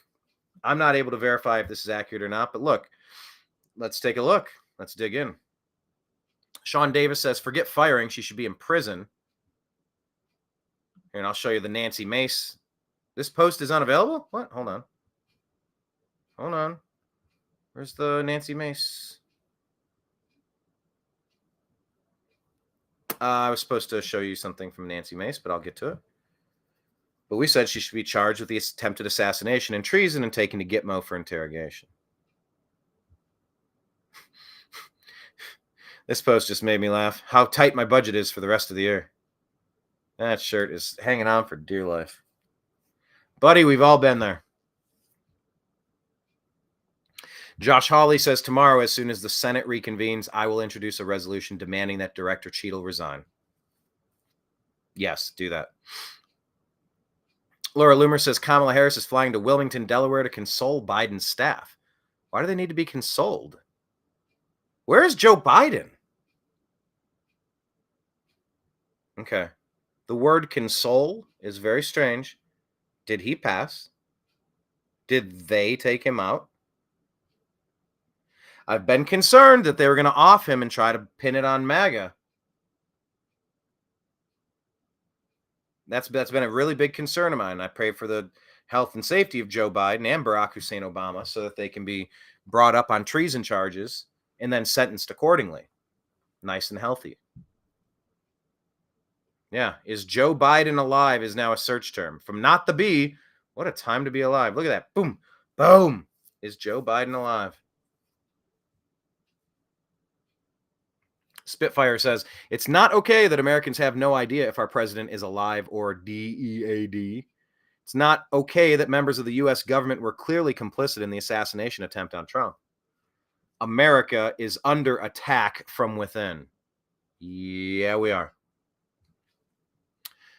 Here's a Justin Amash with his primary and general election opponents. Justin Amash gets a lot of stuff right.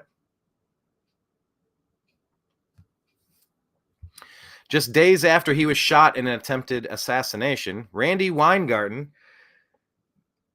suggests that Trump is an existential threat to democracy and freedom and that he's a violent, tyrannical fascist. Is this what toning it down looks like? Deranged. They're still using these crazy, hyperbolic, incorrect, divisive, radicalizing, inflammatory language. Yeah, well, Trump does that. Not like this. Not like this. You convince enough crazy people that this guy's literally trying to destroy the United States. You create heroes who are willing to become martyrs to just try to do their part to get rid of Hitler. We had 4 years of Trump. He was very good. The economy was very good. Things were doing great until a virus was unleashed upon the world. And then the totalitarian lockdowns began. We know what type of president Trump would be. We've had it. And it's nowhere near the hyperbolic stuff that they put out there, the Democrats do, to try to inflame and confuse and motivate and inspire crazy people to do violent acts. This from the Babylon Bee. Tagline says, America just kind of curious if president's still alive. You know, they're just kind of curious. Any snipers at the top of the White House?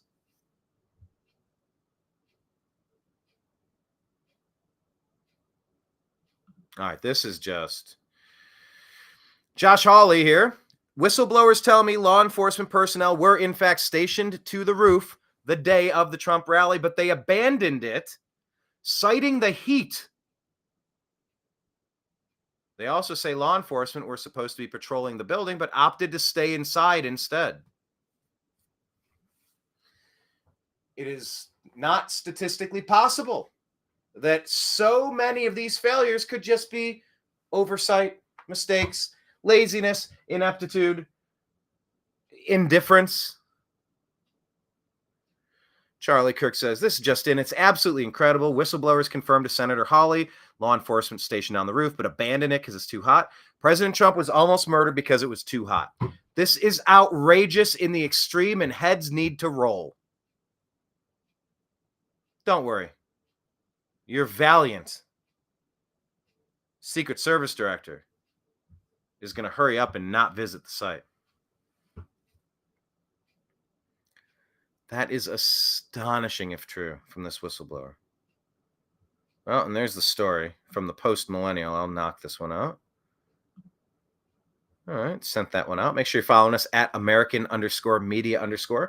Like the show, subscribe to the show, and check out our content. We've got a lot of cool interviews on the way, cool interviews that are up.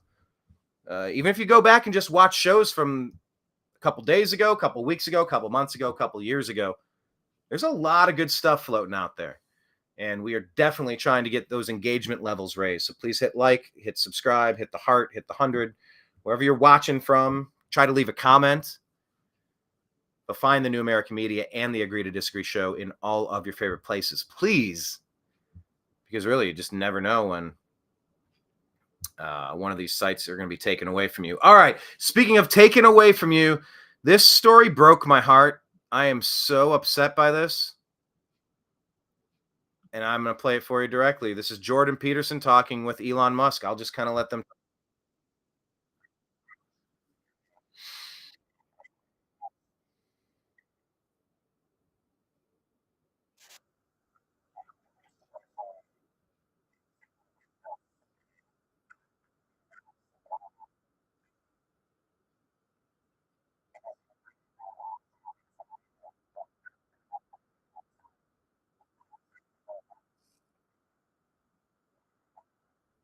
And there was a lot of confusion during COVID. And he's being told certain things.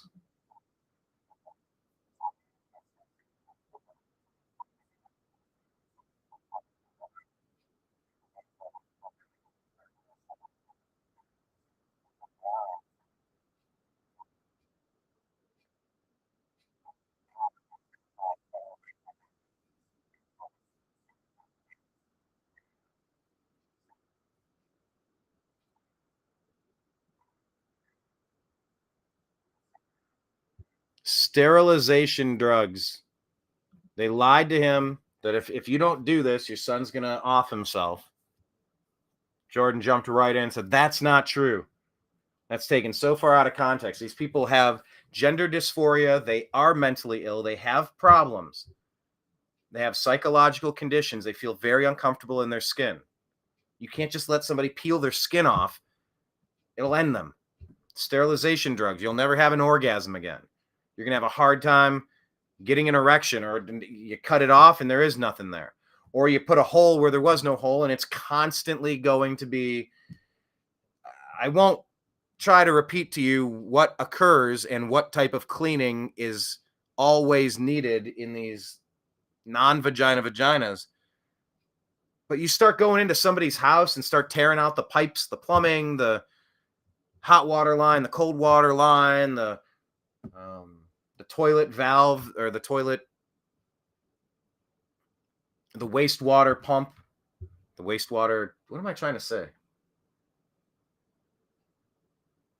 Where you vacate.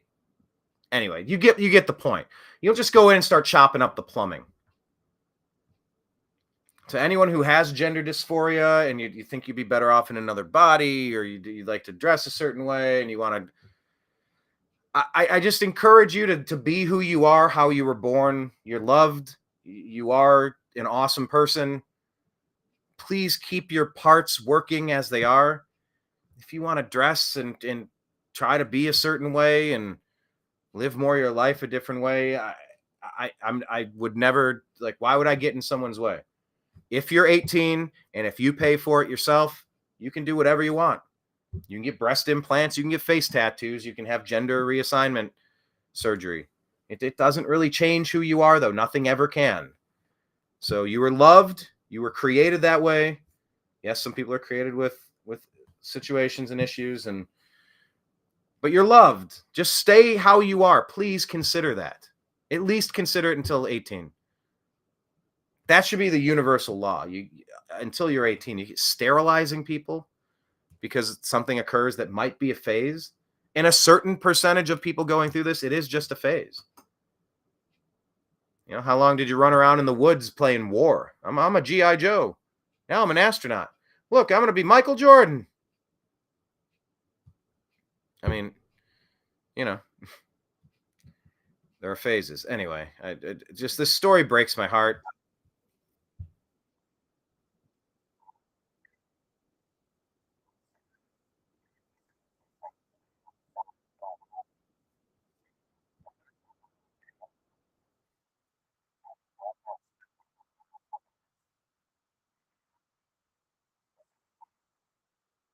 Yeah.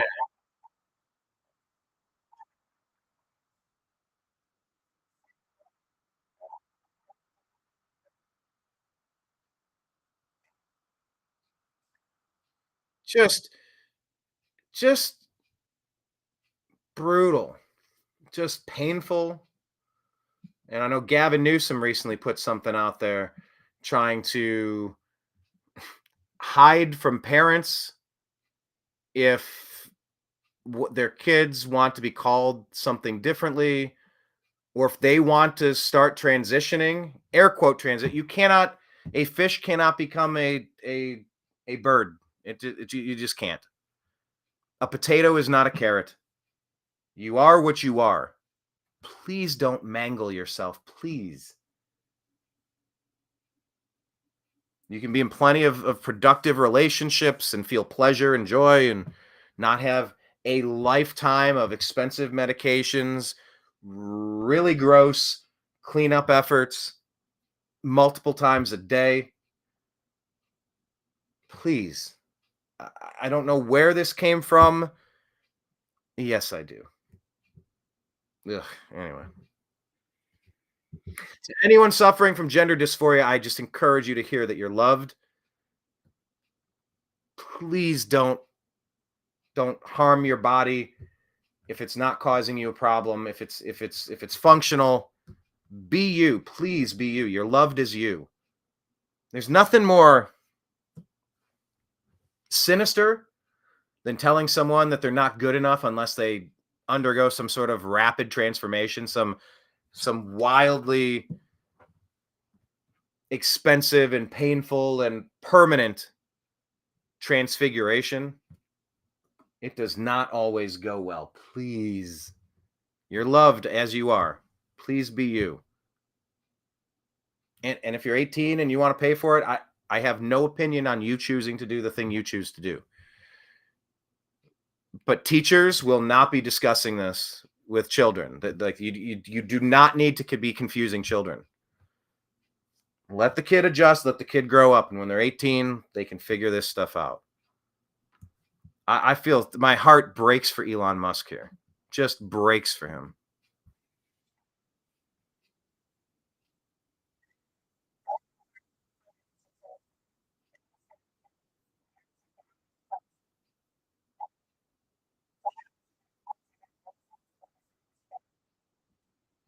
The final straw. Jordan Peterson had one with compelled speech. You will call me these other names. You will address me by different pronouns. He's like, I will do nothing under your threat. I may choose to out of politeness, but like, I will not be told what I will and will not do under threat. Not doing it. Not having it. Compelled speech. Never happening. And you think about speeches. You remember when President Trump went to the correspondence dinner? And Barack Hussein Obama was up there and made a joke about, there's something I am that you'll never be, Donald Trump, president. Oh, really? And that was the moment that many people say Donald Trump changed. Many people say that was the moment that he decided to run for president for real, to really go for it, all in. And it just kind of makes you wonder,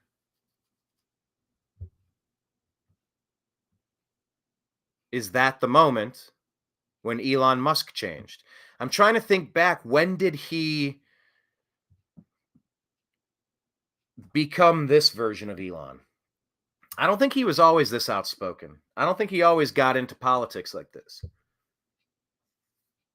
I think he just kind of lived in the world of, not venture capital, startups and futuristic business ideas. And, is it futuristic to dig a hole in the earth? That's like the second oldest job on earth. But maybe this is when Elon changed, and maybe he wouldn't have bought X if he didn't go through this, because he needs to combat this mind virus, this propaganda that the deep state Democrats are putting together.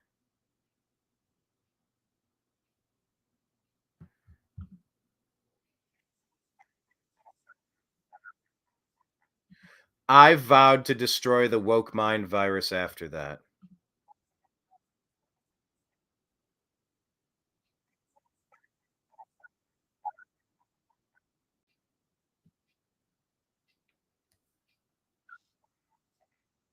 And we're making some progress.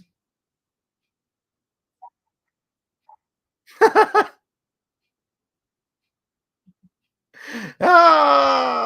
at that, man. Join the club. Wow. I don't know what he's got on his jacket. Looks like Mother Mary or Jesus or something. Join the club. I've had this conversation several times. In the past 2 weeks, I think.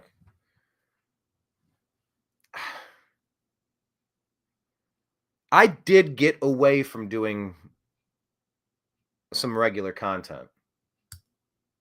It can be toxic. It can be draining, soul crushing. It's going to alienate you when you want to talk about important things. When you're at parties, maybe you won't get invited to as many parties because you talk about stuff and it upsets certain people. I just had a conversation amongst a group of many people. And there was an ask. There was a quiet ask, a subtle of me and someone else. And it was, hey, when such and such gets here, and by the way, that person didn't ask me to say this, but, you know, obviously that person talked to this person and said, hey, would you guys mind just refraining from talking about what's going on right now, like the politics and stuff? I'm like, so you're saying you just want to have fun today? I'm like, I have fun trying to save this country. I have fun trying to make sense of all the propaganda and sift out the lies and try to deliver you accurate information, timely information, thought-provoking conversation, connecting of the dots. That's kind of fun to me. Now, you know, some people take this stuff too far, and some people will yell and they'll start to get angry and they'll insult people if they don't agree with them, or they'll yell as loud as they can yell like a lefty. Righties don't usually yell like that in general.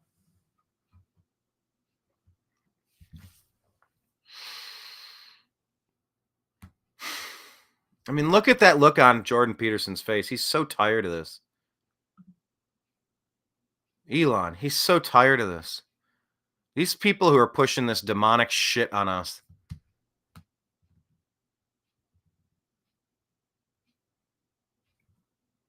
They messed with this man's family.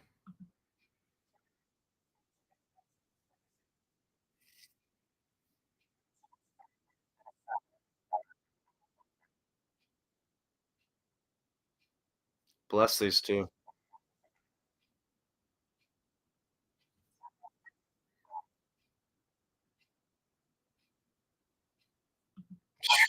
Man, is that powerful. That is so damn powerful. I got to see whatever that is. That sit down between that's a clip of a couple minutes. I want to see that whole interview.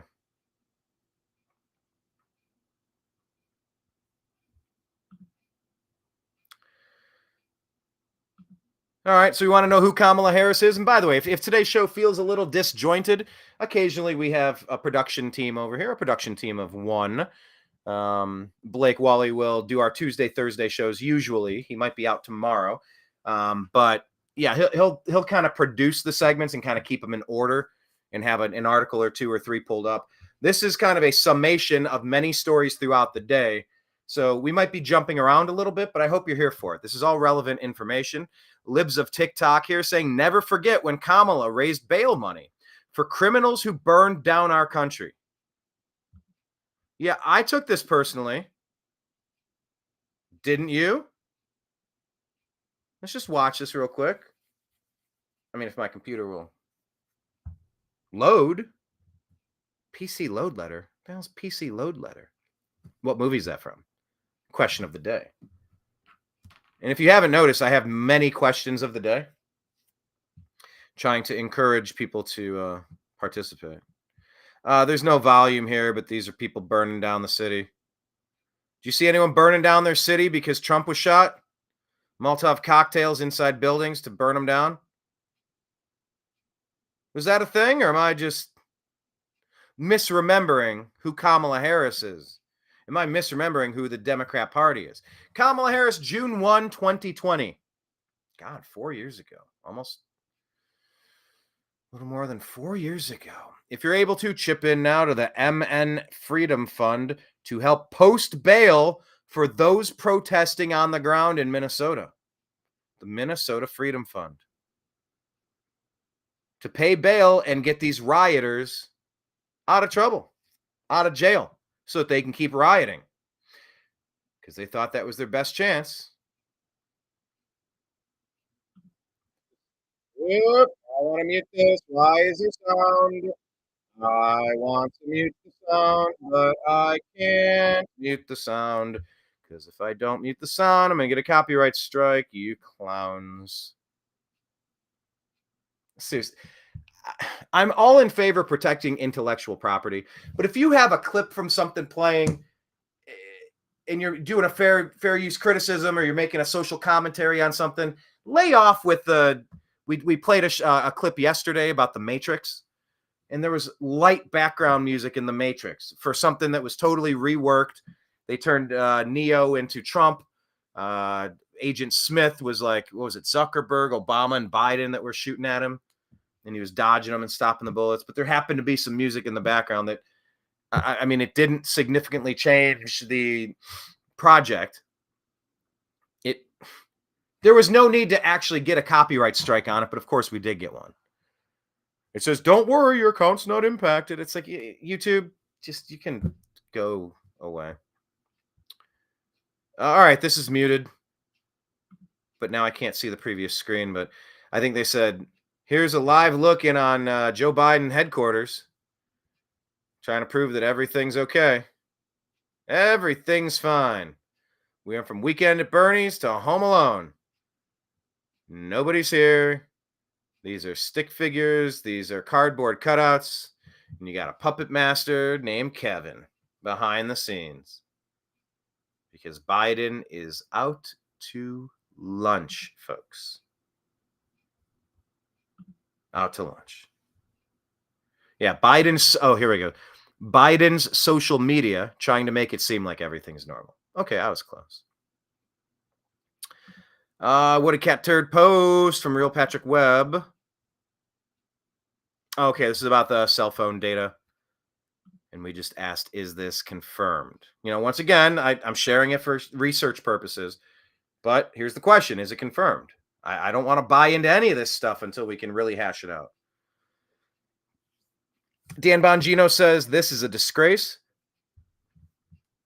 The Secret Service director is an embarrassment to this country. She's going to get someone else hurt. Sean Davis says, Cheadle wanted Donald Trump to get shot and feels zero remorse about it. It's impossible to watch this hearing and come to any other conclusion. She is a mobster, and her job is to cover up the failed hit and protect everyone who made it happen. Tell me the lie in Sean Davis's opinion there. That's articulated in a way that I am understanding. Once again, here's the cell phone data allegedly, or the linked devices data. It could have been a cell phone or a laptop or a tablet or something. And our question is, this unconfirmed report? Has this been confirmed? You got to always do that. All right. I think we just got to let this play, folks. As we start wrapping this up here, I think we're on the final home stretch of today's most important news here on the Agree to Disagree show. Hit like, hit subscribe, follow us on all of the other platforms, and support us on Patreon if you'd like to see us go to interesting places and not have to empty bank accounts to do so. It'd be nice to use the funds that the crowdsourcing has contributed. But anyway, this is Anna Paulina Luna talking to the disgraced Secret Service Director Cheadle. So let's let this run, because oh my goodness, folks. Anna Paulina Luna. I haven't said that fast ever out loud. Anna Paulina Luna. Anna Paulina Luna. That's tough. Try to say it if you're watching at home. Say it out loud wherever you are. Say Anna Paulina Luna. Now say it faster. Anna Paulina Luna. I've actually got it every one of those times, but there's Paulina Luma. Paulina Luma. Eh, buddy. Question of the day. What's that from? Eh, buddy. Anna Paulina Luna. Ah, buddy.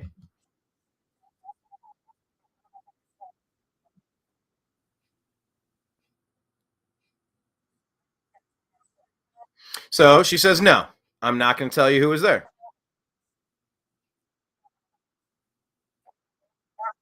No, nothing. So they had an advanced team. Great. So who are the potential traitors that had President Trump shot? What are their names? How many people? Who did the final approval on the advanced teams? Oh, you mean there's a number of people opposed to a non-number of people? What does that sentence even mean? There's a number of people. Ooh, I hate slimy talkers. I hate the weasel language of the left. I hate people covering stuff up. It is so obvious when they're not being honest, when they're being disingenuous, when they're lying to your face. There were a number of people. Yes, that's how you quantify and measure people, by a number. What is it? What is that number? Can you tell me how many people were there? There were a number of people. Do you want me to jump over my desk? You just had my president shot and you're going to sit there and tell me there were a number of people? Yeah, we know. How many? How many were in charge? Who are they? How did they claim to be an advanced team that did none of the work? None of the appropriate work here. Folks, we were 2 inches away from our president getting sculled on live TV. I don't think we're mad enough. I love that we're on this timeline where he survived this, and I hope there's never another attempt. That I hope he survives until he's 200 years old. Long enough to see Barron Trump's grandkid as president. Fine. You mean you want a monarchy? I mean, if they have common sense policy, yeah. I'll take it over a rhino or a deep state Democrat any day. Yeah. We are so lucky. We are so lucky. It's kind of like Trump said, like just, by the act of God. Like I felt touched by the hand of God. I'm not supposed to be here. At the convention, and the crowd starts chanting, yes, you are. Yes, you are. Yes, you are supposed to be here. He goes, thank you. Thank you. But I'm not. But I'm not.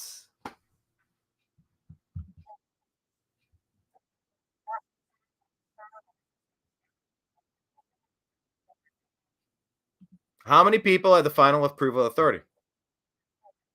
Oh, a number of people. I can't with her. I can't. Why is she not arrested? There is so much evidence. This isn't some witch trial, some Salem witch trial, some kangaroo court to jam up your political opponent. Oh, she is so...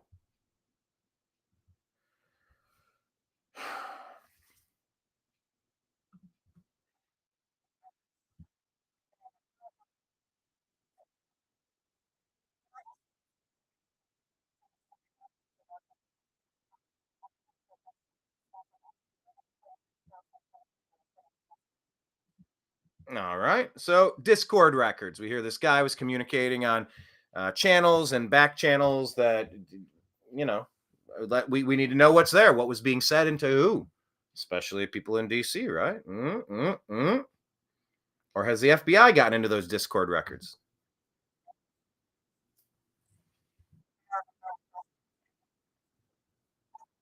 Nine days and you can't get in. They shot the president. We've only had 46 of these in the history of our country. You're telling me in 9 days with all hands on deck, you can't get into those Discord servers?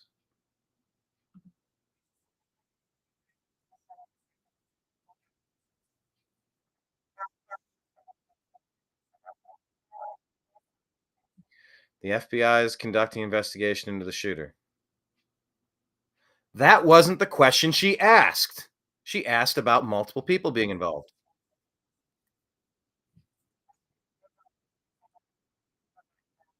At this time, they don't have that anybody else was participating.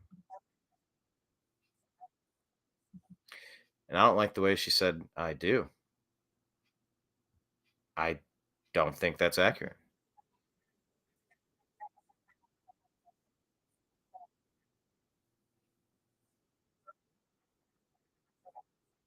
Bullshit, lady. Bullshit. You have what she's about to say, that there are many, many, many, many, many people on video who said that there was a person at the water tower shooting. There's been analysis. It's a little grainy. It's tough to see. Maybe there's a plume of smoke. Maybe there's a reflection of something off the top of there. She's aware. Okay, one of two things. She has to be aware of the multiple reports on the scene. I'm not going to play them all for you, but there's multiple people saying that there was a shooter at the top of the water tower, which, by the way, the number one and number two things that you have guarded with humanity there, not put some guy on the ground and it's too hot, so he goes inside in the air conditioning, puts his binoculars away. I mean, you physically have a person at the top of the water tower. Because of course you do. What school was that? Was that Austin, where they had a clock tower shooter? God, when was that? 60s, 70s? So either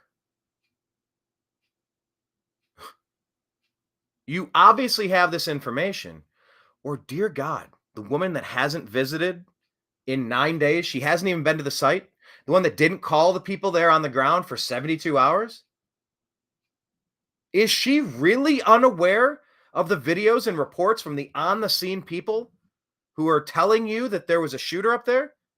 She's either the most ignorant broad I've ever seen. I don't think so. I think she's in on a plot.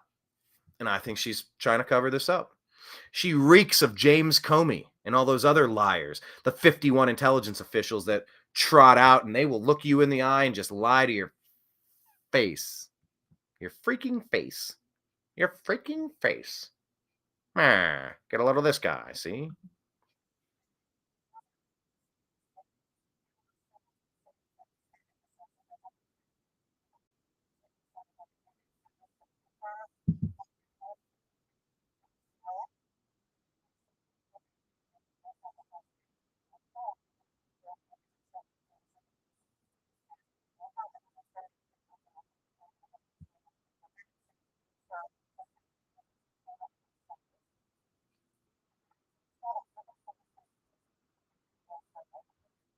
Okay.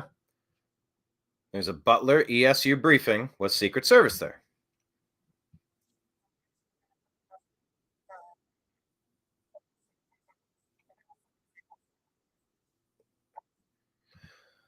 Okay, she really tried to not answer that, but then she locked herself into yes.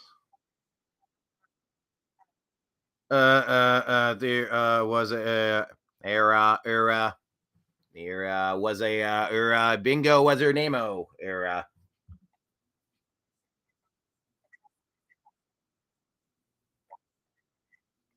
Okay, she did add though to my knowledge, which could give her a weasel out. Yes, to my knowledge, she could claim plausible deniability. Of course she wanted that to happen. Of course she thought that did happen. You mean someone didn't do that? Oh, now we got someone else we can throw under the bus. Look out for that. Keep your eye on that one, because her "to my knowledge" phrase, that's exactly what that was thrown in there for.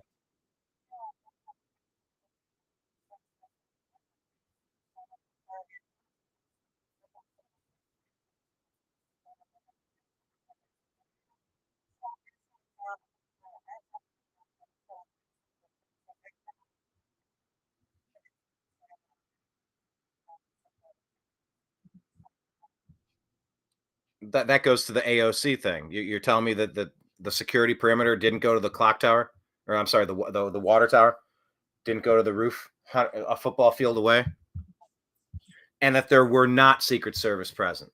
So now she's caught in a lie. If you can believe these other eyewitness reports, unnamed sources, you're always a grain of salt, hesitant to rely on them, but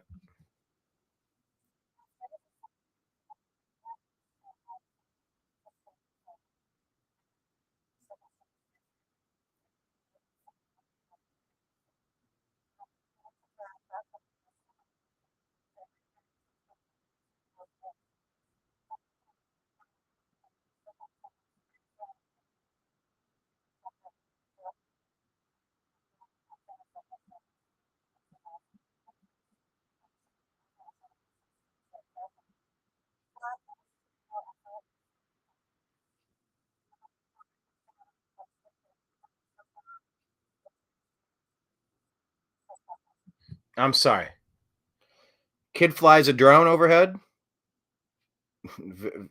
I remind me of the timeline on that. What what did he do? He carried a bag with a rifle in it. Did he have a ladder? You heard, oh, he stepped on the air conditioner. He had a ladder pre-positioned. He just walked up a random ladder that happened to be left outside that day. Still don't have real clear answers to these points, as far as I know. And type in the comments if we do know about the ladder, about how he got past the initial security perimeter. When was the exact moment that the drone was flown? There are so many questions that make zero sense.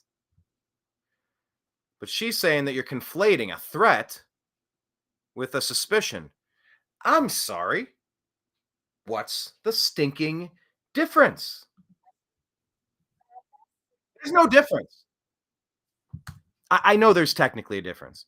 It's like a tornado warning and a tornado watch. I get it. When a dude came in with a rifle and a rangefinder, are you kidding me? How does that even happen? How? That's not a thing. You cannot do what he did. So somebody did it for him. Who? Somebody allowed it. Who? Somebody provided cover. Who? Somebody paid, trained.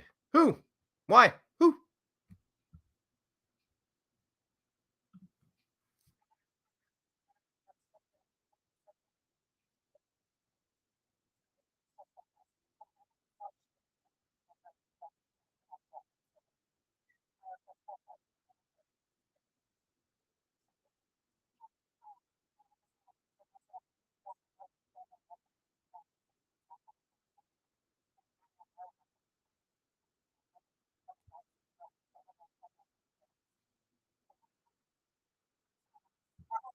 Amen to you,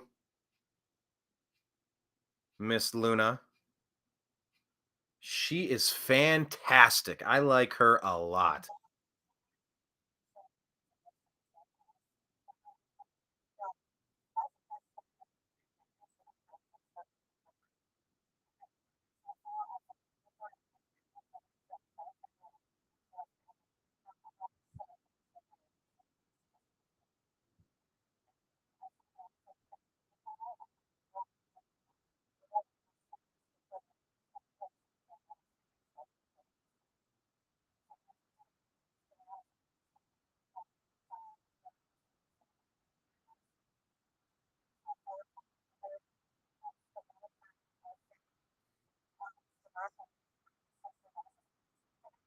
Amen. 60 days?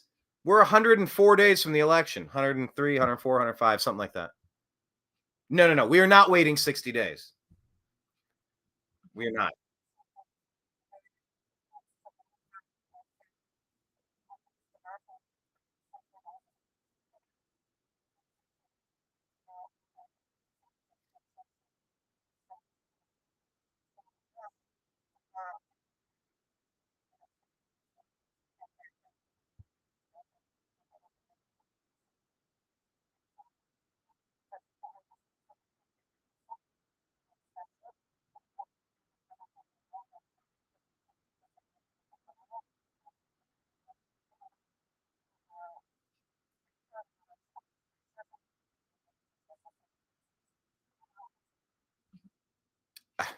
There you go. Friggin' bravo. Anna Paulina Luna, leaving disgraced Secret Service Director Cheadle shaking and in silence after catching her in a perjury lie. You perjured yourself. I ask that we bring perjury charges against the director. We're prepared to hold you in contempt.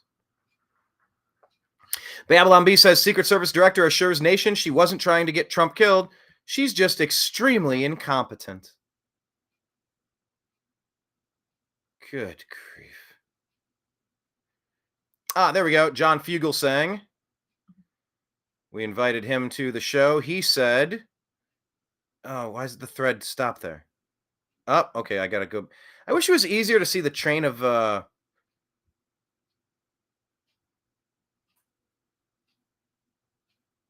oh boy, we got okay, I missed some of this.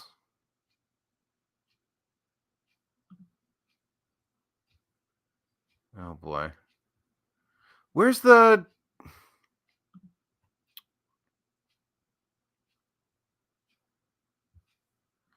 I can't find the comment that he made. There you go. This is the one.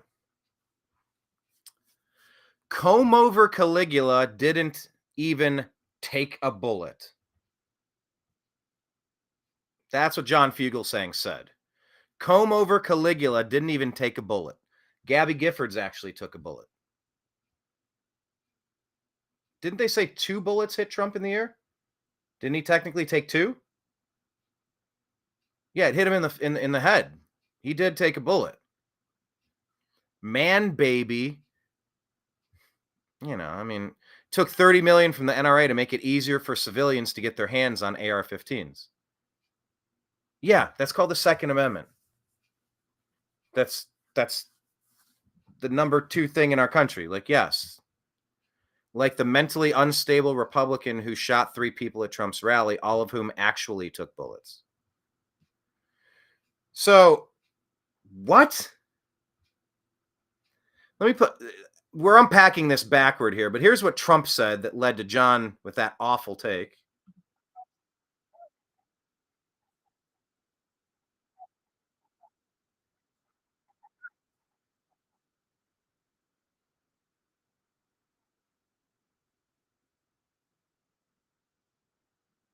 And that's a great line.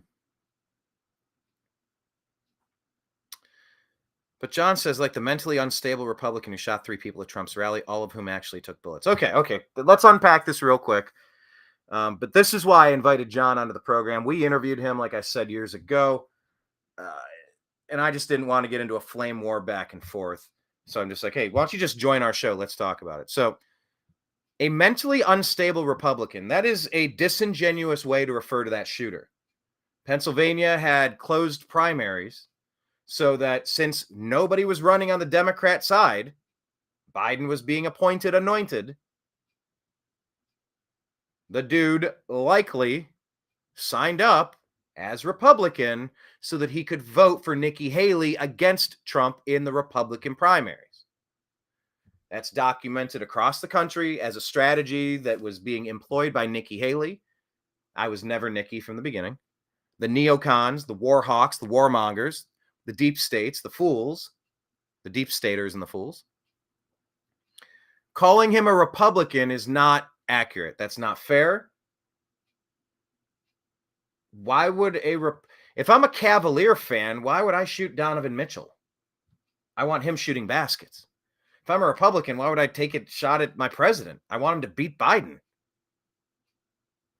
Republican wouldn't do that. So I don't know if he's unaware of what that is in the closed primary state of Pennsylvania, but I know many times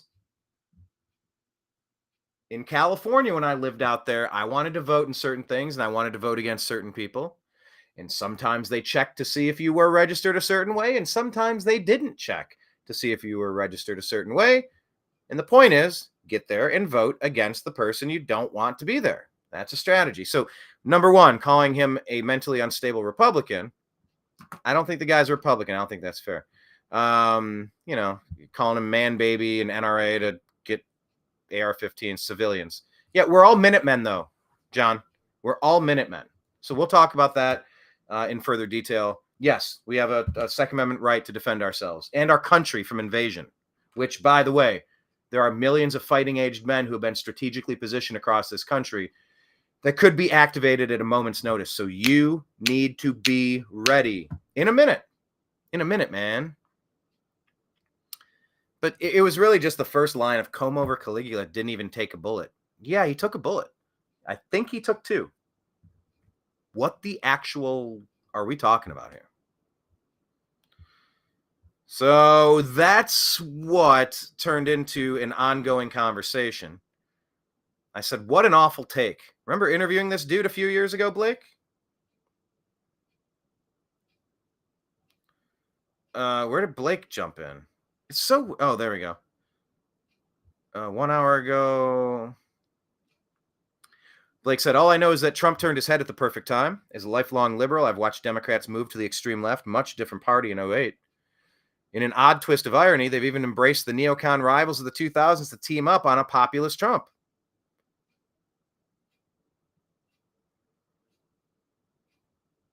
John asks, are you saying Jesus chose to have a retired firefighter killed?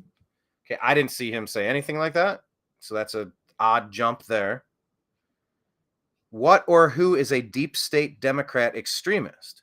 Is this the language they use to make you feel like you're somehow independent and not part of the same trickle-down GOP?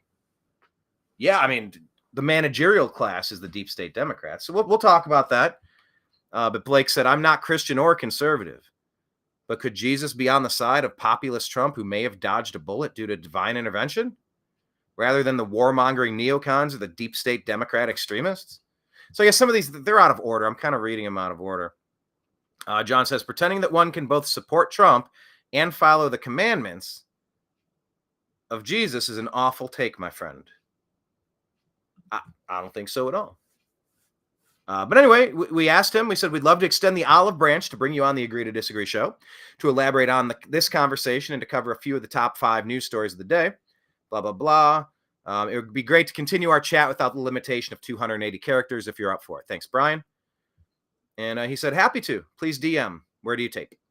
So I think he lives in New York and he's vacationing in LA, and then he'll be back in New York next week. So maybe tentatively Tuesday, we hope to have John Fugelsang on the program.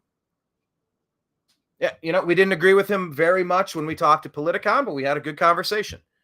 The show's called the Agree to Disagree show. We should be able to have uncomfortable conversations with people, challenge our perspectives, be challenged, and keep it mostly civil. I would like to keep things mostly civil. I try to keep things mostly civil. But this will be good. A lot of our shows turn into the Agree to Agree show. As John B. Wells of Caravan to Midnight, and formerly Coast to Coast AM, as John would often say. What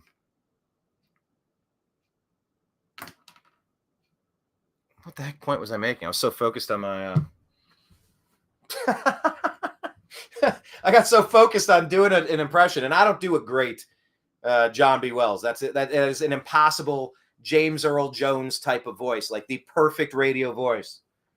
But that's what he said. He just, Brian, the name of the show is the Agree to Disagree show, but it seems like we're mostly agreeing. Maybe we should change the name to the Agree to Agree show. And so for that thumbnail for that one show, we did change it to the Agree to Agree show. So it'll be nice. I'm hoping to have John on the program. Looking forward to that chat when it occurs. It reminds me, once again, second time referencing Scott Adams, but he does a good program. I get a lot out of checking out what Scott Adams has to say. If you've never seen it, check it out.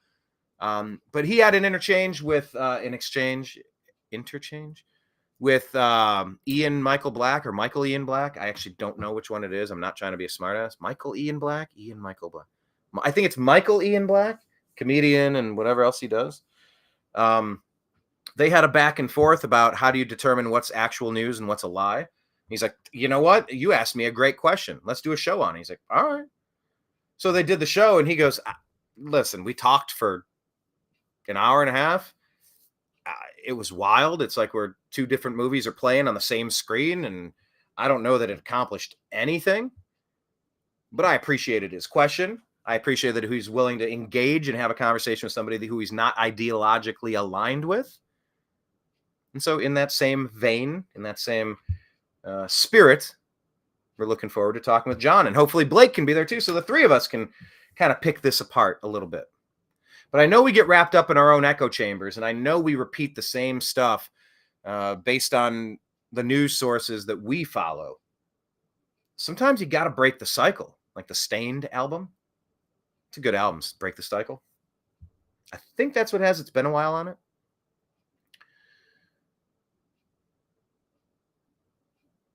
So we'll see if it's an exercise in futility or if it's going to be one of the more awesome shows that we do of the year. Who knows? Time will tell.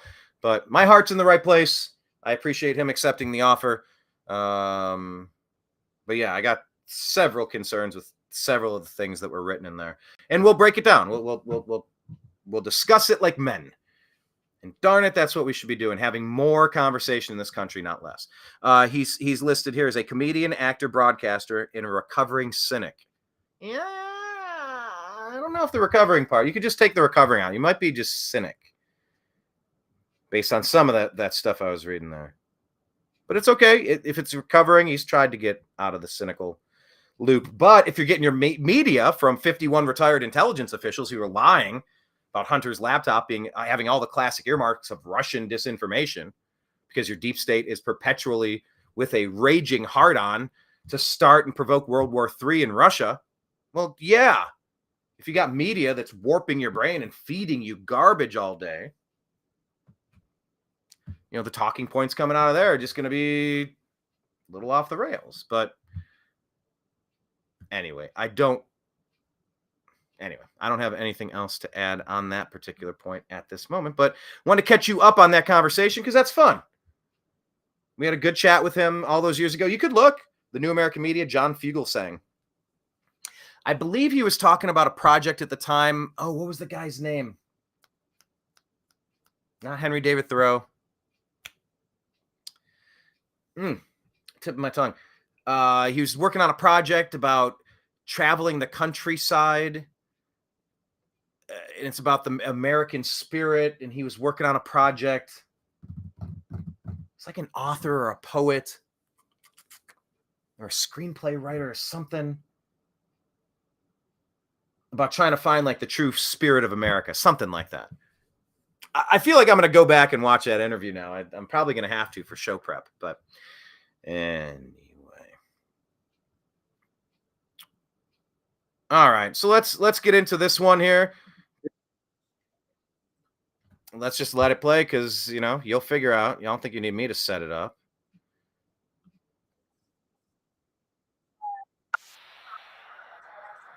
Okay, I will set it up that this is Senator Ron Johnson talking to Fox News.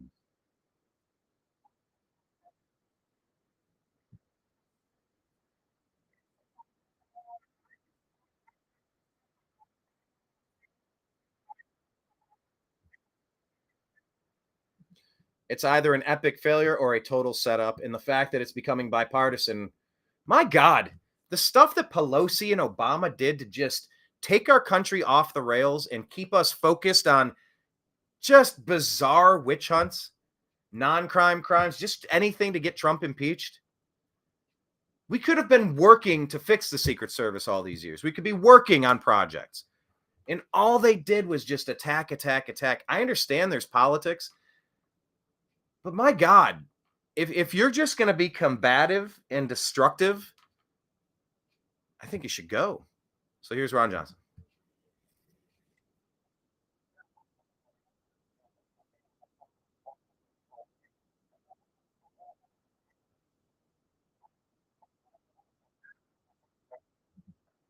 Yeah, while they're still alive. We learned that during JFK.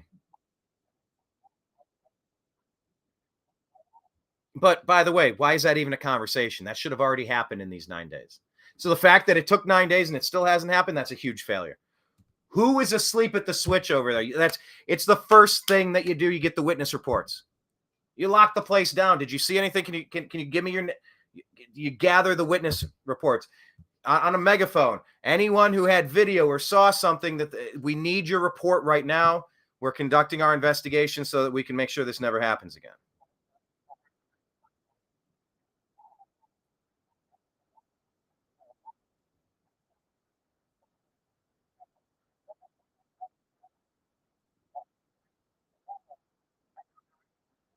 Okay. That is where Anna Paulina Luna believes that she caught the director in a lie, hence perjury. Have the sergeant at arms arrest her and start the interrogation, the real interrogation.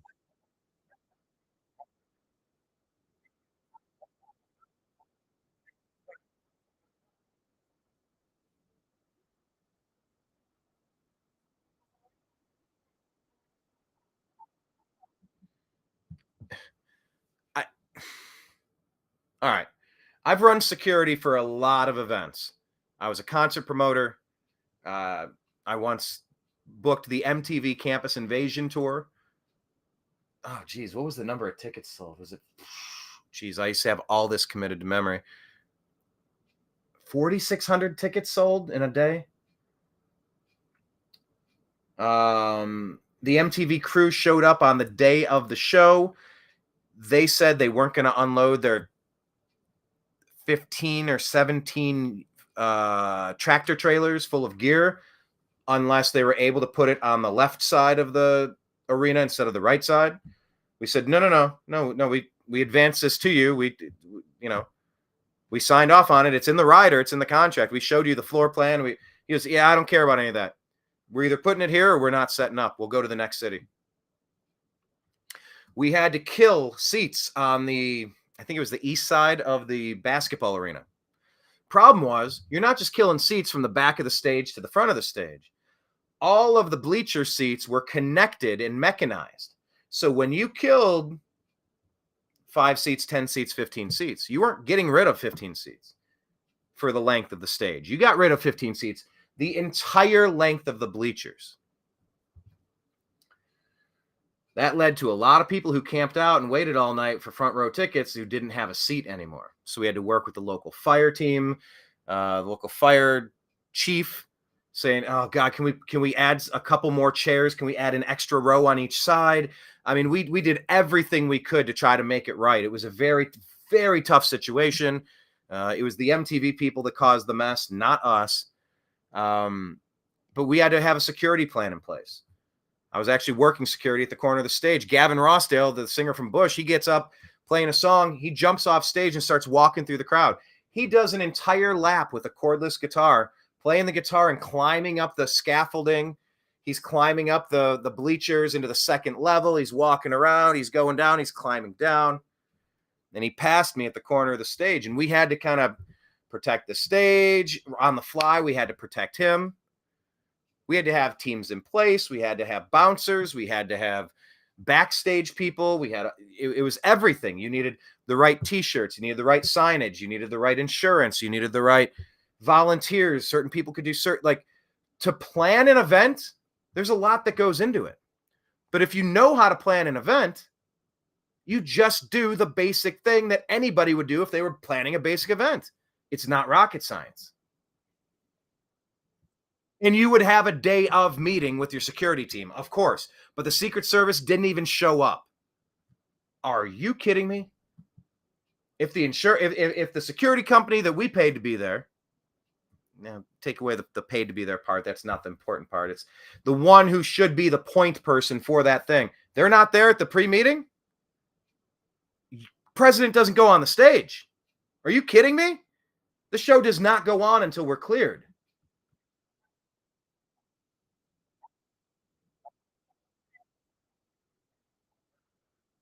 Jeez.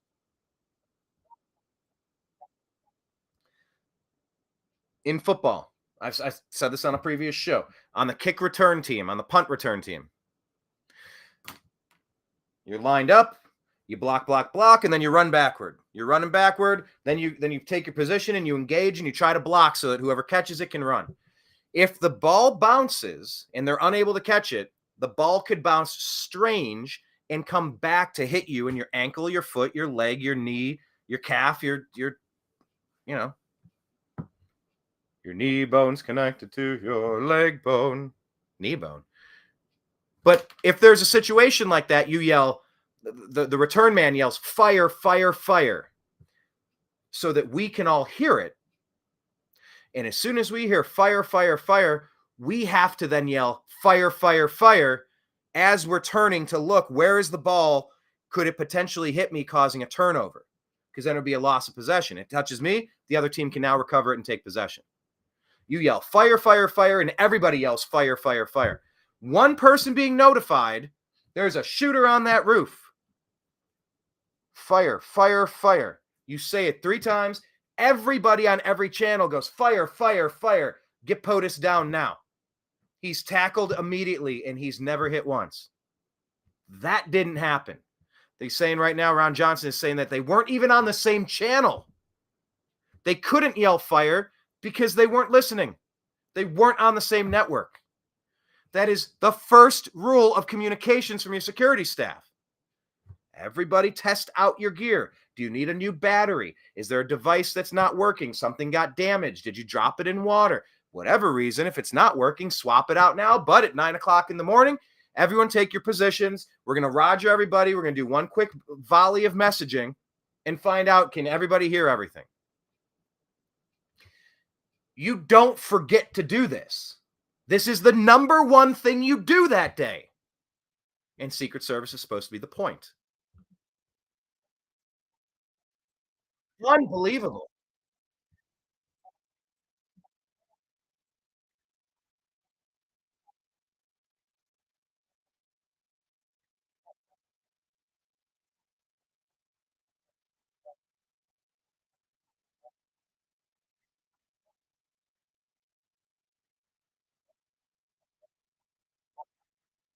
Photographed. They know who it is. They've got a suspicious person ID'd.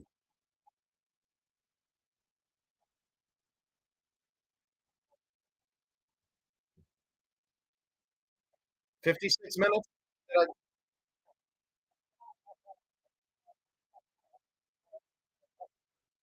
56 minutes. You take POTUS down off the stage to a secure location immediately, if that's what's happening. Immediately. This is not incompetence. This is a setup. MJ Truth Ultra account says, holy smokes, Trump assassination attempt. It's about to blow up. Senator Ron Johnson talks of a second shooter and a mystery ATF agent that's now gone dark. I'll just read you the highlights in a mystery ATF agent that's gone dark. July 13, Secret Service didn't attend the meeting. Wrong channel.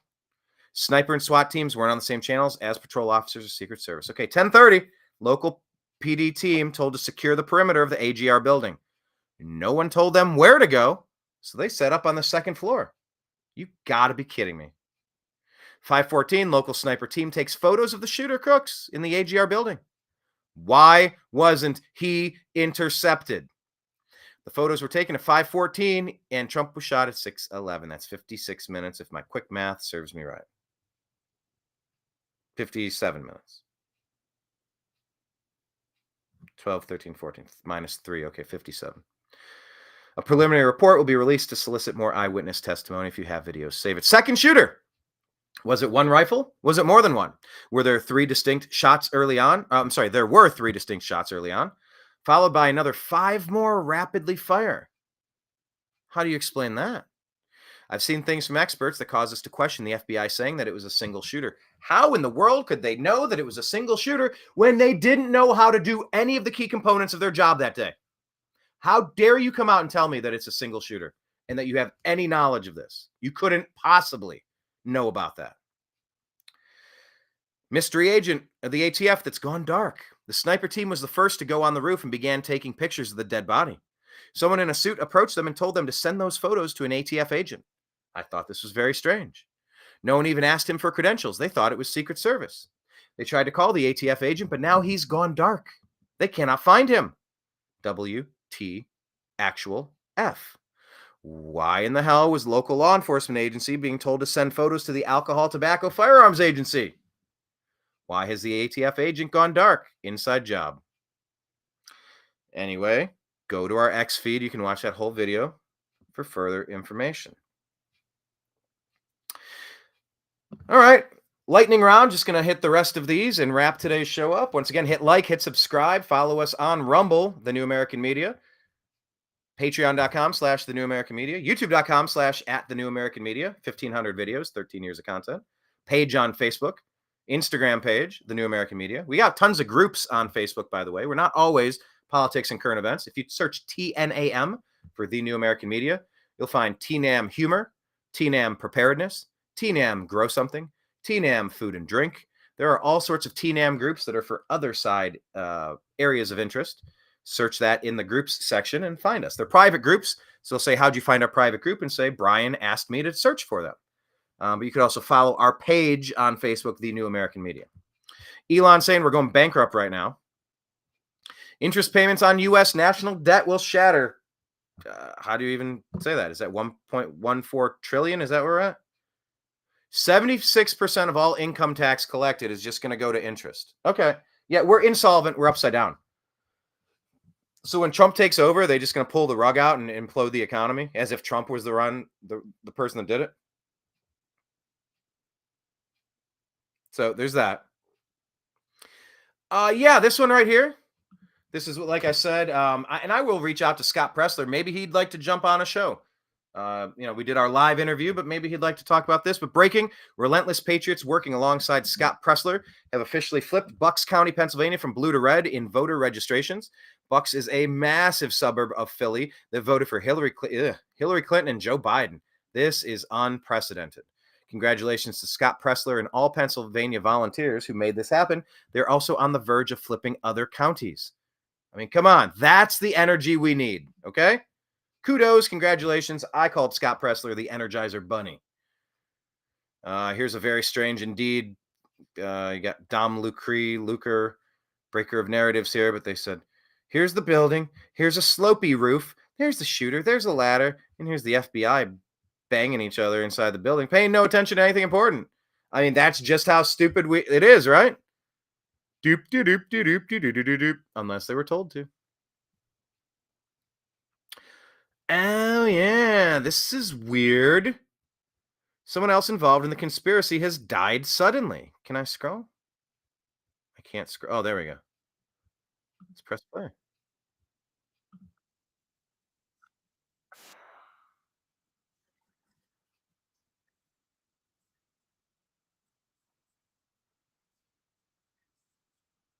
Sheila Jackson Lee is somebody who I would absolutely imagine to be a part of an assassination plot against Trump. And she just died suddenly. Dom Lucre, I don't know how to say that. Dom Lucre, breaker of narratives. Secret Service Director Kimberly Cheadle confirmed that Representative Sheila Jackson Lee was involved in the oversight of the Secret Service, and she passed away 6 days after the assassination attempt on Trump. This is one of the strangest coincidences of the year. What did Norm say? I didn't even know she was sick. Gideon says, imagine that. Someone else involved in the conspiracy died suddenly. But he says, yes, she had cancer. I think it was pancreatic. That's just one of the worst ones, I think. She was also running for mayor just a few months ago. People on the brink don't typically do that. And I did have a buddy die of pancreatic cancer. But I didn't even hear this story. I had no idea Sheila Jackson Lee left. But she is one of the more radical ones over there. But that's a story worth paying attention to because, my goodness. Does it begin? The Clintification of people who knew more than they should have? This is Representative Fallon talking to Cheadle.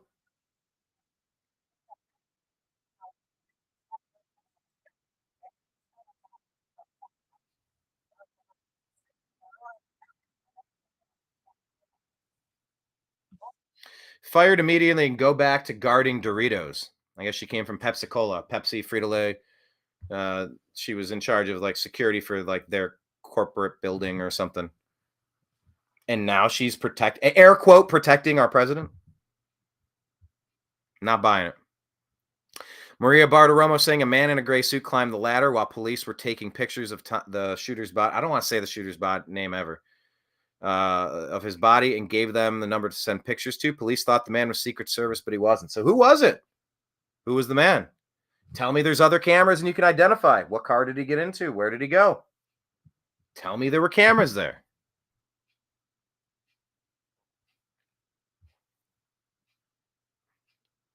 Anyway. 8 years ago today, WikiLeaks started publishing DNC leaks, 44,000 emails from the U.S. Democratic National Committee. By the way, dig into that with CrowdStrike, with Hillary, with Burisma, with Ukraine. My, oh my. It's like they'll do anything to cover up the actions that they've already taken, these people. 8 years ago. Seth Rich, remember that? Thomas Massey asking, if a coup happened in your own country, would you recognize it? This is a coup of a puppet regime. Why is he even in the White House now? Talking about Biden.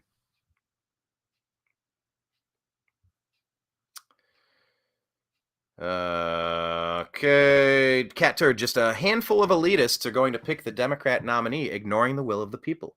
Welcome to the Democrat Communist Party. Here's an interesting one from Tara Bull.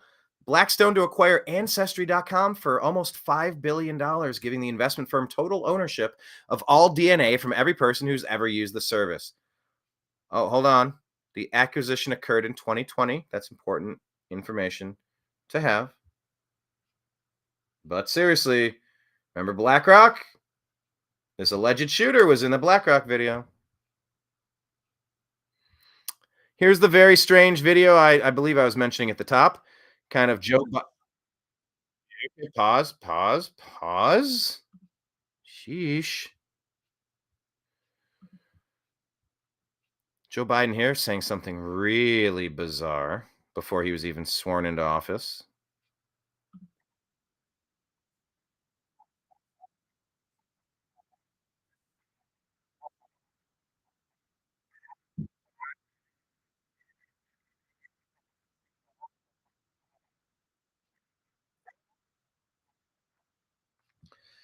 Look at Kamala when that happens. This is such a weird thing to say. She gives a smirk and a smile and shakes her head no.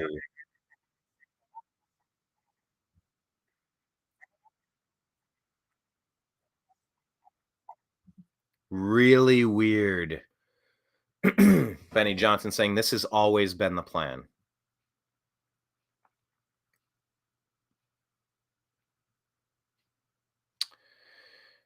Nancy made it clear to Joe Biden that they could do this the easy way or the hard way, saying, according to Kyle Becker, Nancy Pelosi threatened Biden shortly before the president dropped out of the 2024 race. Senior Biden aides were bracing for former House Speaker Nancy Pelosi, who'd worked behind the scenes to encourage others in the party toward the kind of collective action that might finally push the president to end his campaign, to go public this week and possibly even disclose Democratic polling clarifying Biden's dire political straits. Nancy made clear that they should do this the easy way or the hard way. Gave him 3 weeks of the easy way. It was about to be the hard way. With Biden vowing in a statement to return to the campaign trail next week, some in the party came to believe that more direct and public opposition might be the only way left to convince Biden to step aside. At least half a dozen House and Senate Democrats, including senior lawmakers, had planned to call for the president to leave the campaign on Monday and Tuesday, according to one lawmaker who had a pre-drafted statement, the report said. We were giving him the respect of the weekend to make his decision. We were hopeful that this is the decision he would make.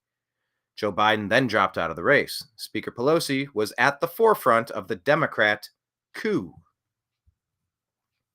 Cuckoo, ka-choo. Babylon B with a nice joke here, retweeted by Elon. Jill Biden drops out of presidential race. Hilarious. Laura Loomer reporting Joe Biden is now at the terminal stage of his illness. This is what my medical source in D.C. has confirmed to me. I told you all weeks ago that he had a medical emergency on Air Force One and that you'd be seeing resignations. Everything I said is true. Most people don't know Air Force One has a full medical emergency triage center on the plane. There's even an operating room on Air Force One. Just because people don't know these things doesn't mean my reporting was incorrect. It just means that I'm ahead of the curve. Vivek saying the best way to predict the future, just follow the incentives. It's shocking how precisely right you can be, right down to the exact timing. Elon saying simple incentives explain almost everything. A complex explanation is rarely needed. Wait, what did that say? What did that ticker just say? Oh, Biden's team tries to cover up Biden's health. Okay. Russ was saying in a thread here with Nancy Mace. Oh, hang on. It's weird how they. I wish it was easier. Nancy Mace says $280,000 a year to pat herself on the back after the attempted assassination of Donald Trump. For Cheadle. Nobody in government is ever held accountable. We, the people, are tired of it, says Russ. And we added, President Trump's second term will be the biggest hoarder house cleanout of all time. Truly time to drain the swamp, rebuild the key agencies, and start from scratch. Whatever deep state system has been calling the shots no longer has the consent of the governed. They never did.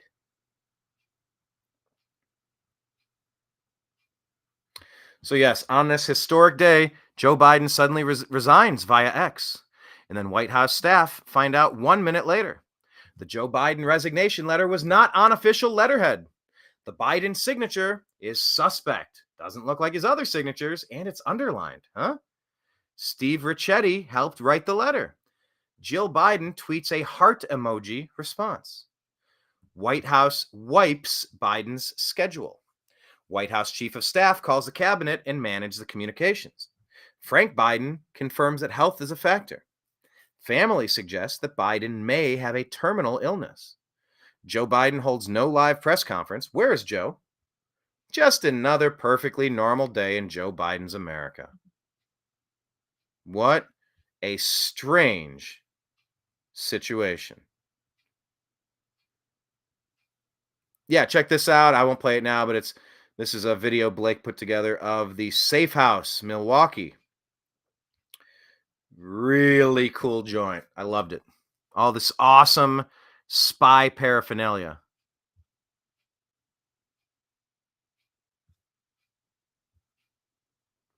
This is the video that I've been looking for, and I think I will. Well,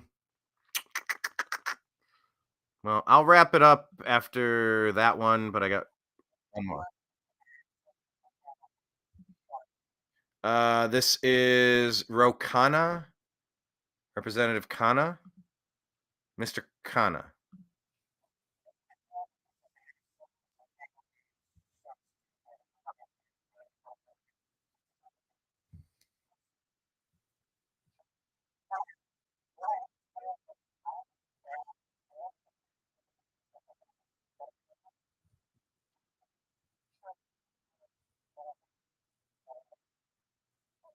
Goodness, she even had an answer, the wrong one.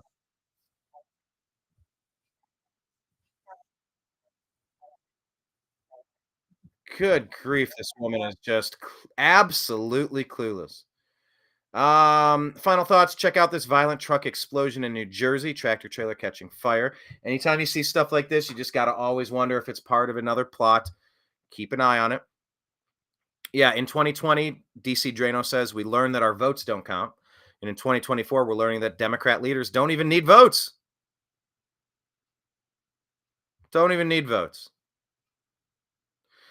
Yeah, so there's not so much as a still photograph of the sitting president. No photos, no videos. Who announced he's dropping out with zero explanation why. This is the cover-up of the century, and Kamala was in on it. How friggin' weird. President has no public events scheduled. Wiped clean. The Blaze reporting that border czar Kamala Harris has not spoken with past two Border Patrol chiefs. And we replied that Kamala oversaw the intentional invasion of America by military-aged men from parts unknown. Seems like the Dems might have set up sleeper cells ready to activate at a moment's notice.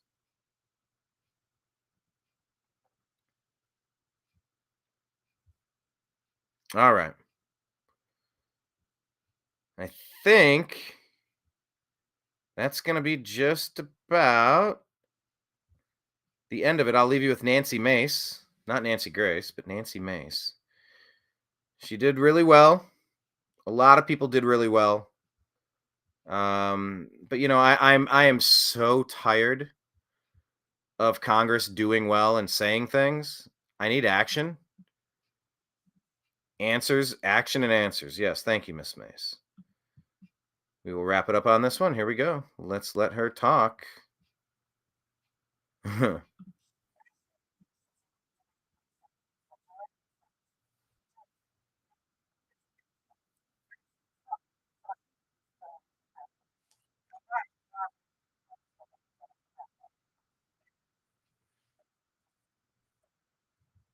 No, thank you. The audacity to think you're still competent after this. You got one job, lady. It's keep him safe. One job, and you failed. Goodbye.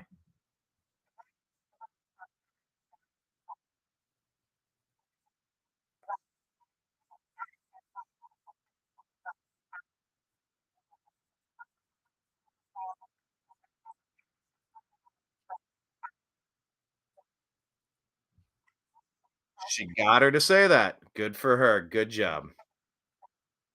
Oh, shoot. I talked over that point.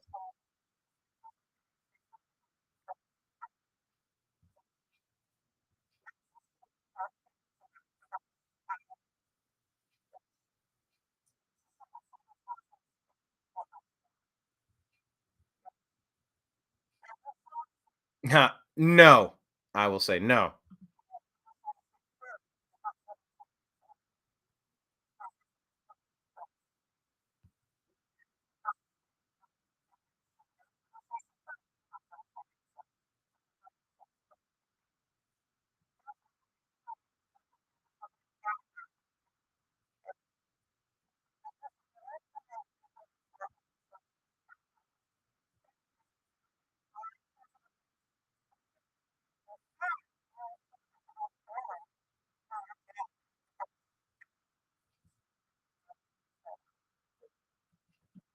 Just like you have no idea how every protocol was breached because you're not on top of anything or you're lying.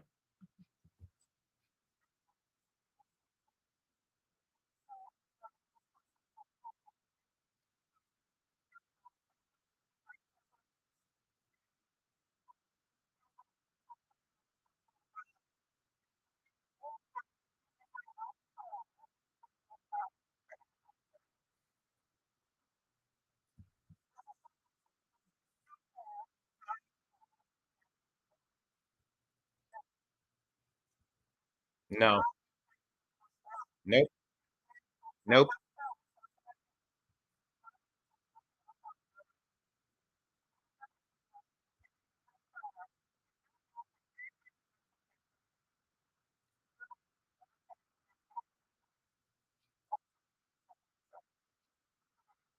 That is a no. No more getting back to you. You had your days. That's the very first thing you do. Who was involved? They all need to be interviewed. Every last one of them, because they're all suspects in the attempted assassination of our president.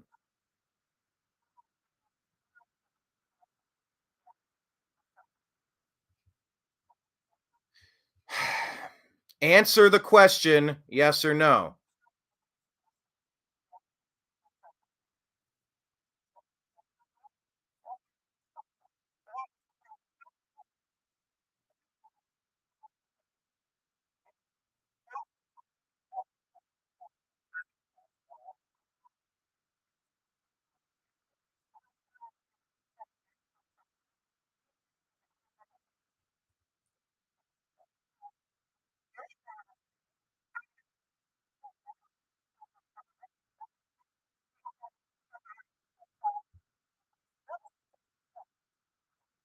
It's like the Family Guy thing. I only have another week and a half here on the job, and I've pretty much checked out. Chef, she appears to care nothing for this job, but she cares enough to keep it and not resign. It is a really weird look.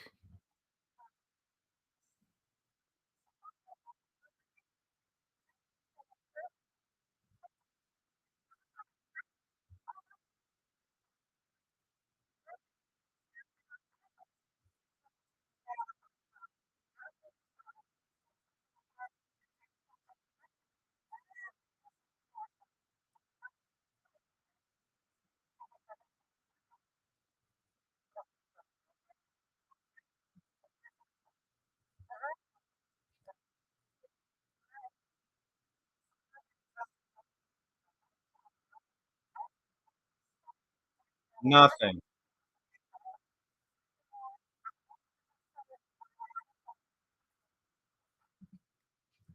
Why is she not arrested? Why is this Kimberly Cheadle not in jail right now?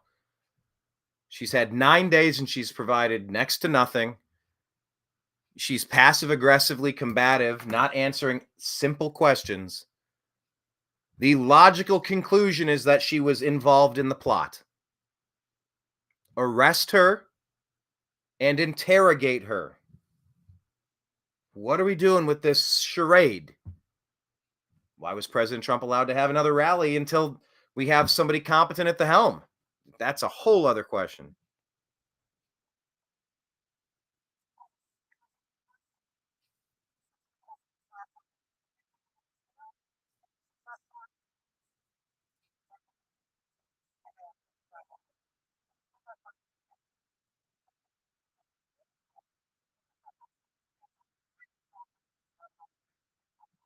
I mean, what would you imagine how many people lost their job because of this colossal failure? What's the over under on that? How many would you assume lost their jobs? 10?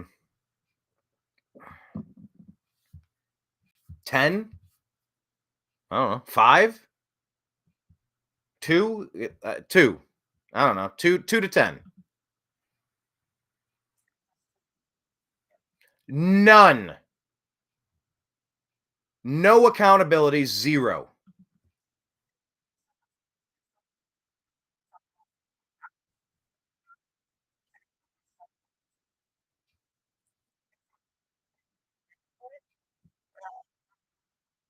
No, you're clearly not operational, lady.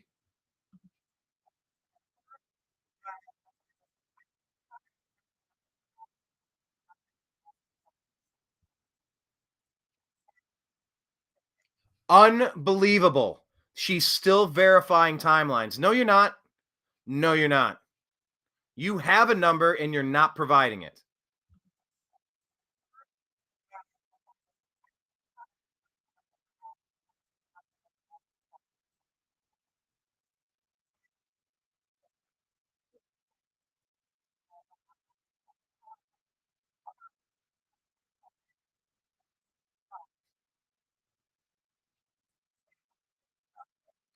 How are you still verifying when everybody else knows?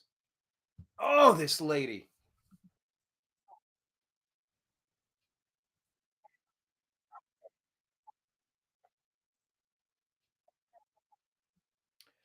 "57 minutes, folks.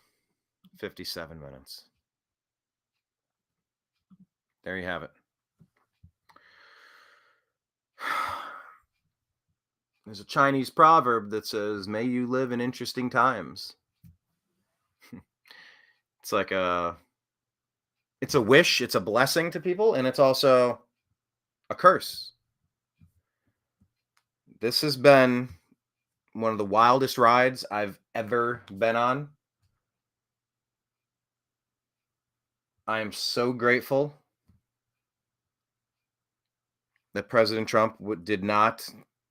I'm so grateful that President Trump survived this attempt. And the systems in place that allowed it to happen, the wheels of government that have been nonstop attacking this guy for 9 years, it's got to stop. We need affordable energy. We need affordable groceries. We need a strong currency so that one person can go to work and one can stay home and raise the kids as is intended. You don't just give your kids to the state so two people are working and you never see each other. And it's like, what even is the human experience at that point? There's a lot of stuff that's a little backward right now. And I think it's obvious that President Trump's reelection is the decision to be made this cycle.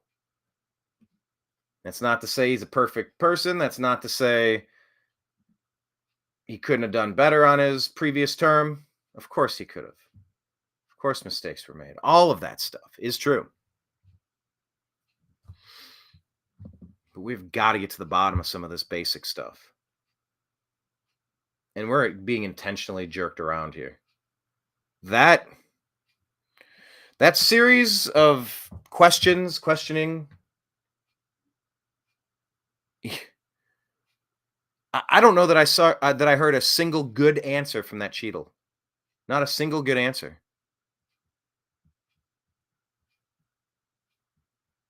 And the regime in charge of Secret Service, that's allegedly Biden.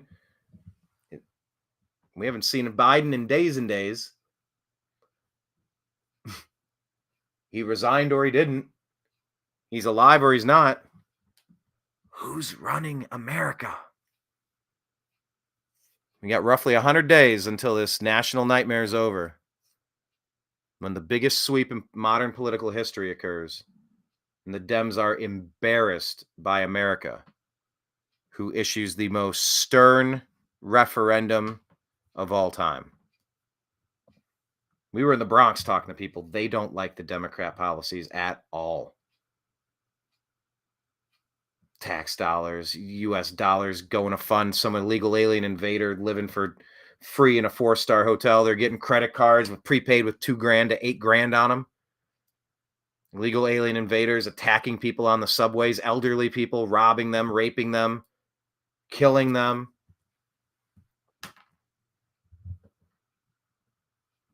People go to the bodega with $40. They can't buy 3, 4, 5 things. It's almost impossible to get by. This country needs a shift. And I'm just expressing gratitude that President Trump survived that attempt, and things have gotten really weird with Biden. So I don't know what these next chapters will hold, but I will tell you that the New American Media has been following this for 13 and a half years, and we will continue following this. Might go to Chicago. Who knows? Cover that. Cover everything else. What a mess. So we'll see what tomorrow brings. May he live in interesting times. Always something new. Hit like, hit subscribe. On Spotify, our podcast is The Agree to Disagree Show. Hit subscribe, please. Get that podcast on Apple or Spotify. Rumble, find our channel, like our page, watch some content, let the ads play. It's like tossing pennies in our wishing well. The New American Media, of course. Truth Social, The New American Media. X, at American_media_. Telegram, TNAM, and TNAM Chat. TNAM and TNAM Chat for The New American Media. YouTube.com/@The New American Media. 1,500 videos, 13 years. Subscribe, like, go back, check some of our higher viewed shows out. Lots of great content there. Facebook, once again, we got the page for The New American Media, and search TNAM in the groups and find any of TNAM Humor, TNAM Food and Drink, TNAM Preparedness, TNAM Grow Something, TNAM Grow Something. Instagram, follow our Instagram page, The New American Media. If you'd like to send something via donation, Venmo at Brian Engelman, BrianEngelman. And of course, patreon.com/The New American Media. If you'd like to sign up for a regularly occurring $5 a month, $15 a month, $100 a month, $1,000 a month. We'll take it all. We could use it all. Well, we are using it all. The war chest of resources is not infinite. So we're like PBS. We rely on viewers like you to help fund our efforts. If you like what we're doing, if you think we're providing a good context for the day's events, and that you come away feeling smarter or better having watched the show, please support us. And I'll be back probably at 3 p.m. tomorrow for our regularly scheduled time. Maybe with Blake, maybe not. That's up to him. I believe he's on a vacation. But he did do a show yesterday, but that was a special show because Biden dropped out, or allegedly dropped out. But yeah, I think tomorrow, 3 o'clock, we'll try to aim for that. Looking forward to John Fugelsang next week and a few other special guests to come. Check out our videos that we posted from the RNC, including the conversation we had with Gerald A. Morgan Jr., the CEO of Louder with Crowder, Jim Hoft, who runs the Gateway Pundit, and Scott Pressler, what is the name of his group? I'm forgetting the name of his group off the top of my head. It's called something. What's the name of his group called? Not seeing it. I thought it was uploaded. Oh, it's over here. Sorry. His group is called Early Vote Action. Early Vote Action. So, yes, check that one out as well. All right, I'm going to sign out. I appreciate each and every one of you for watching today's show. Appreciate you. I love you. We'll talk.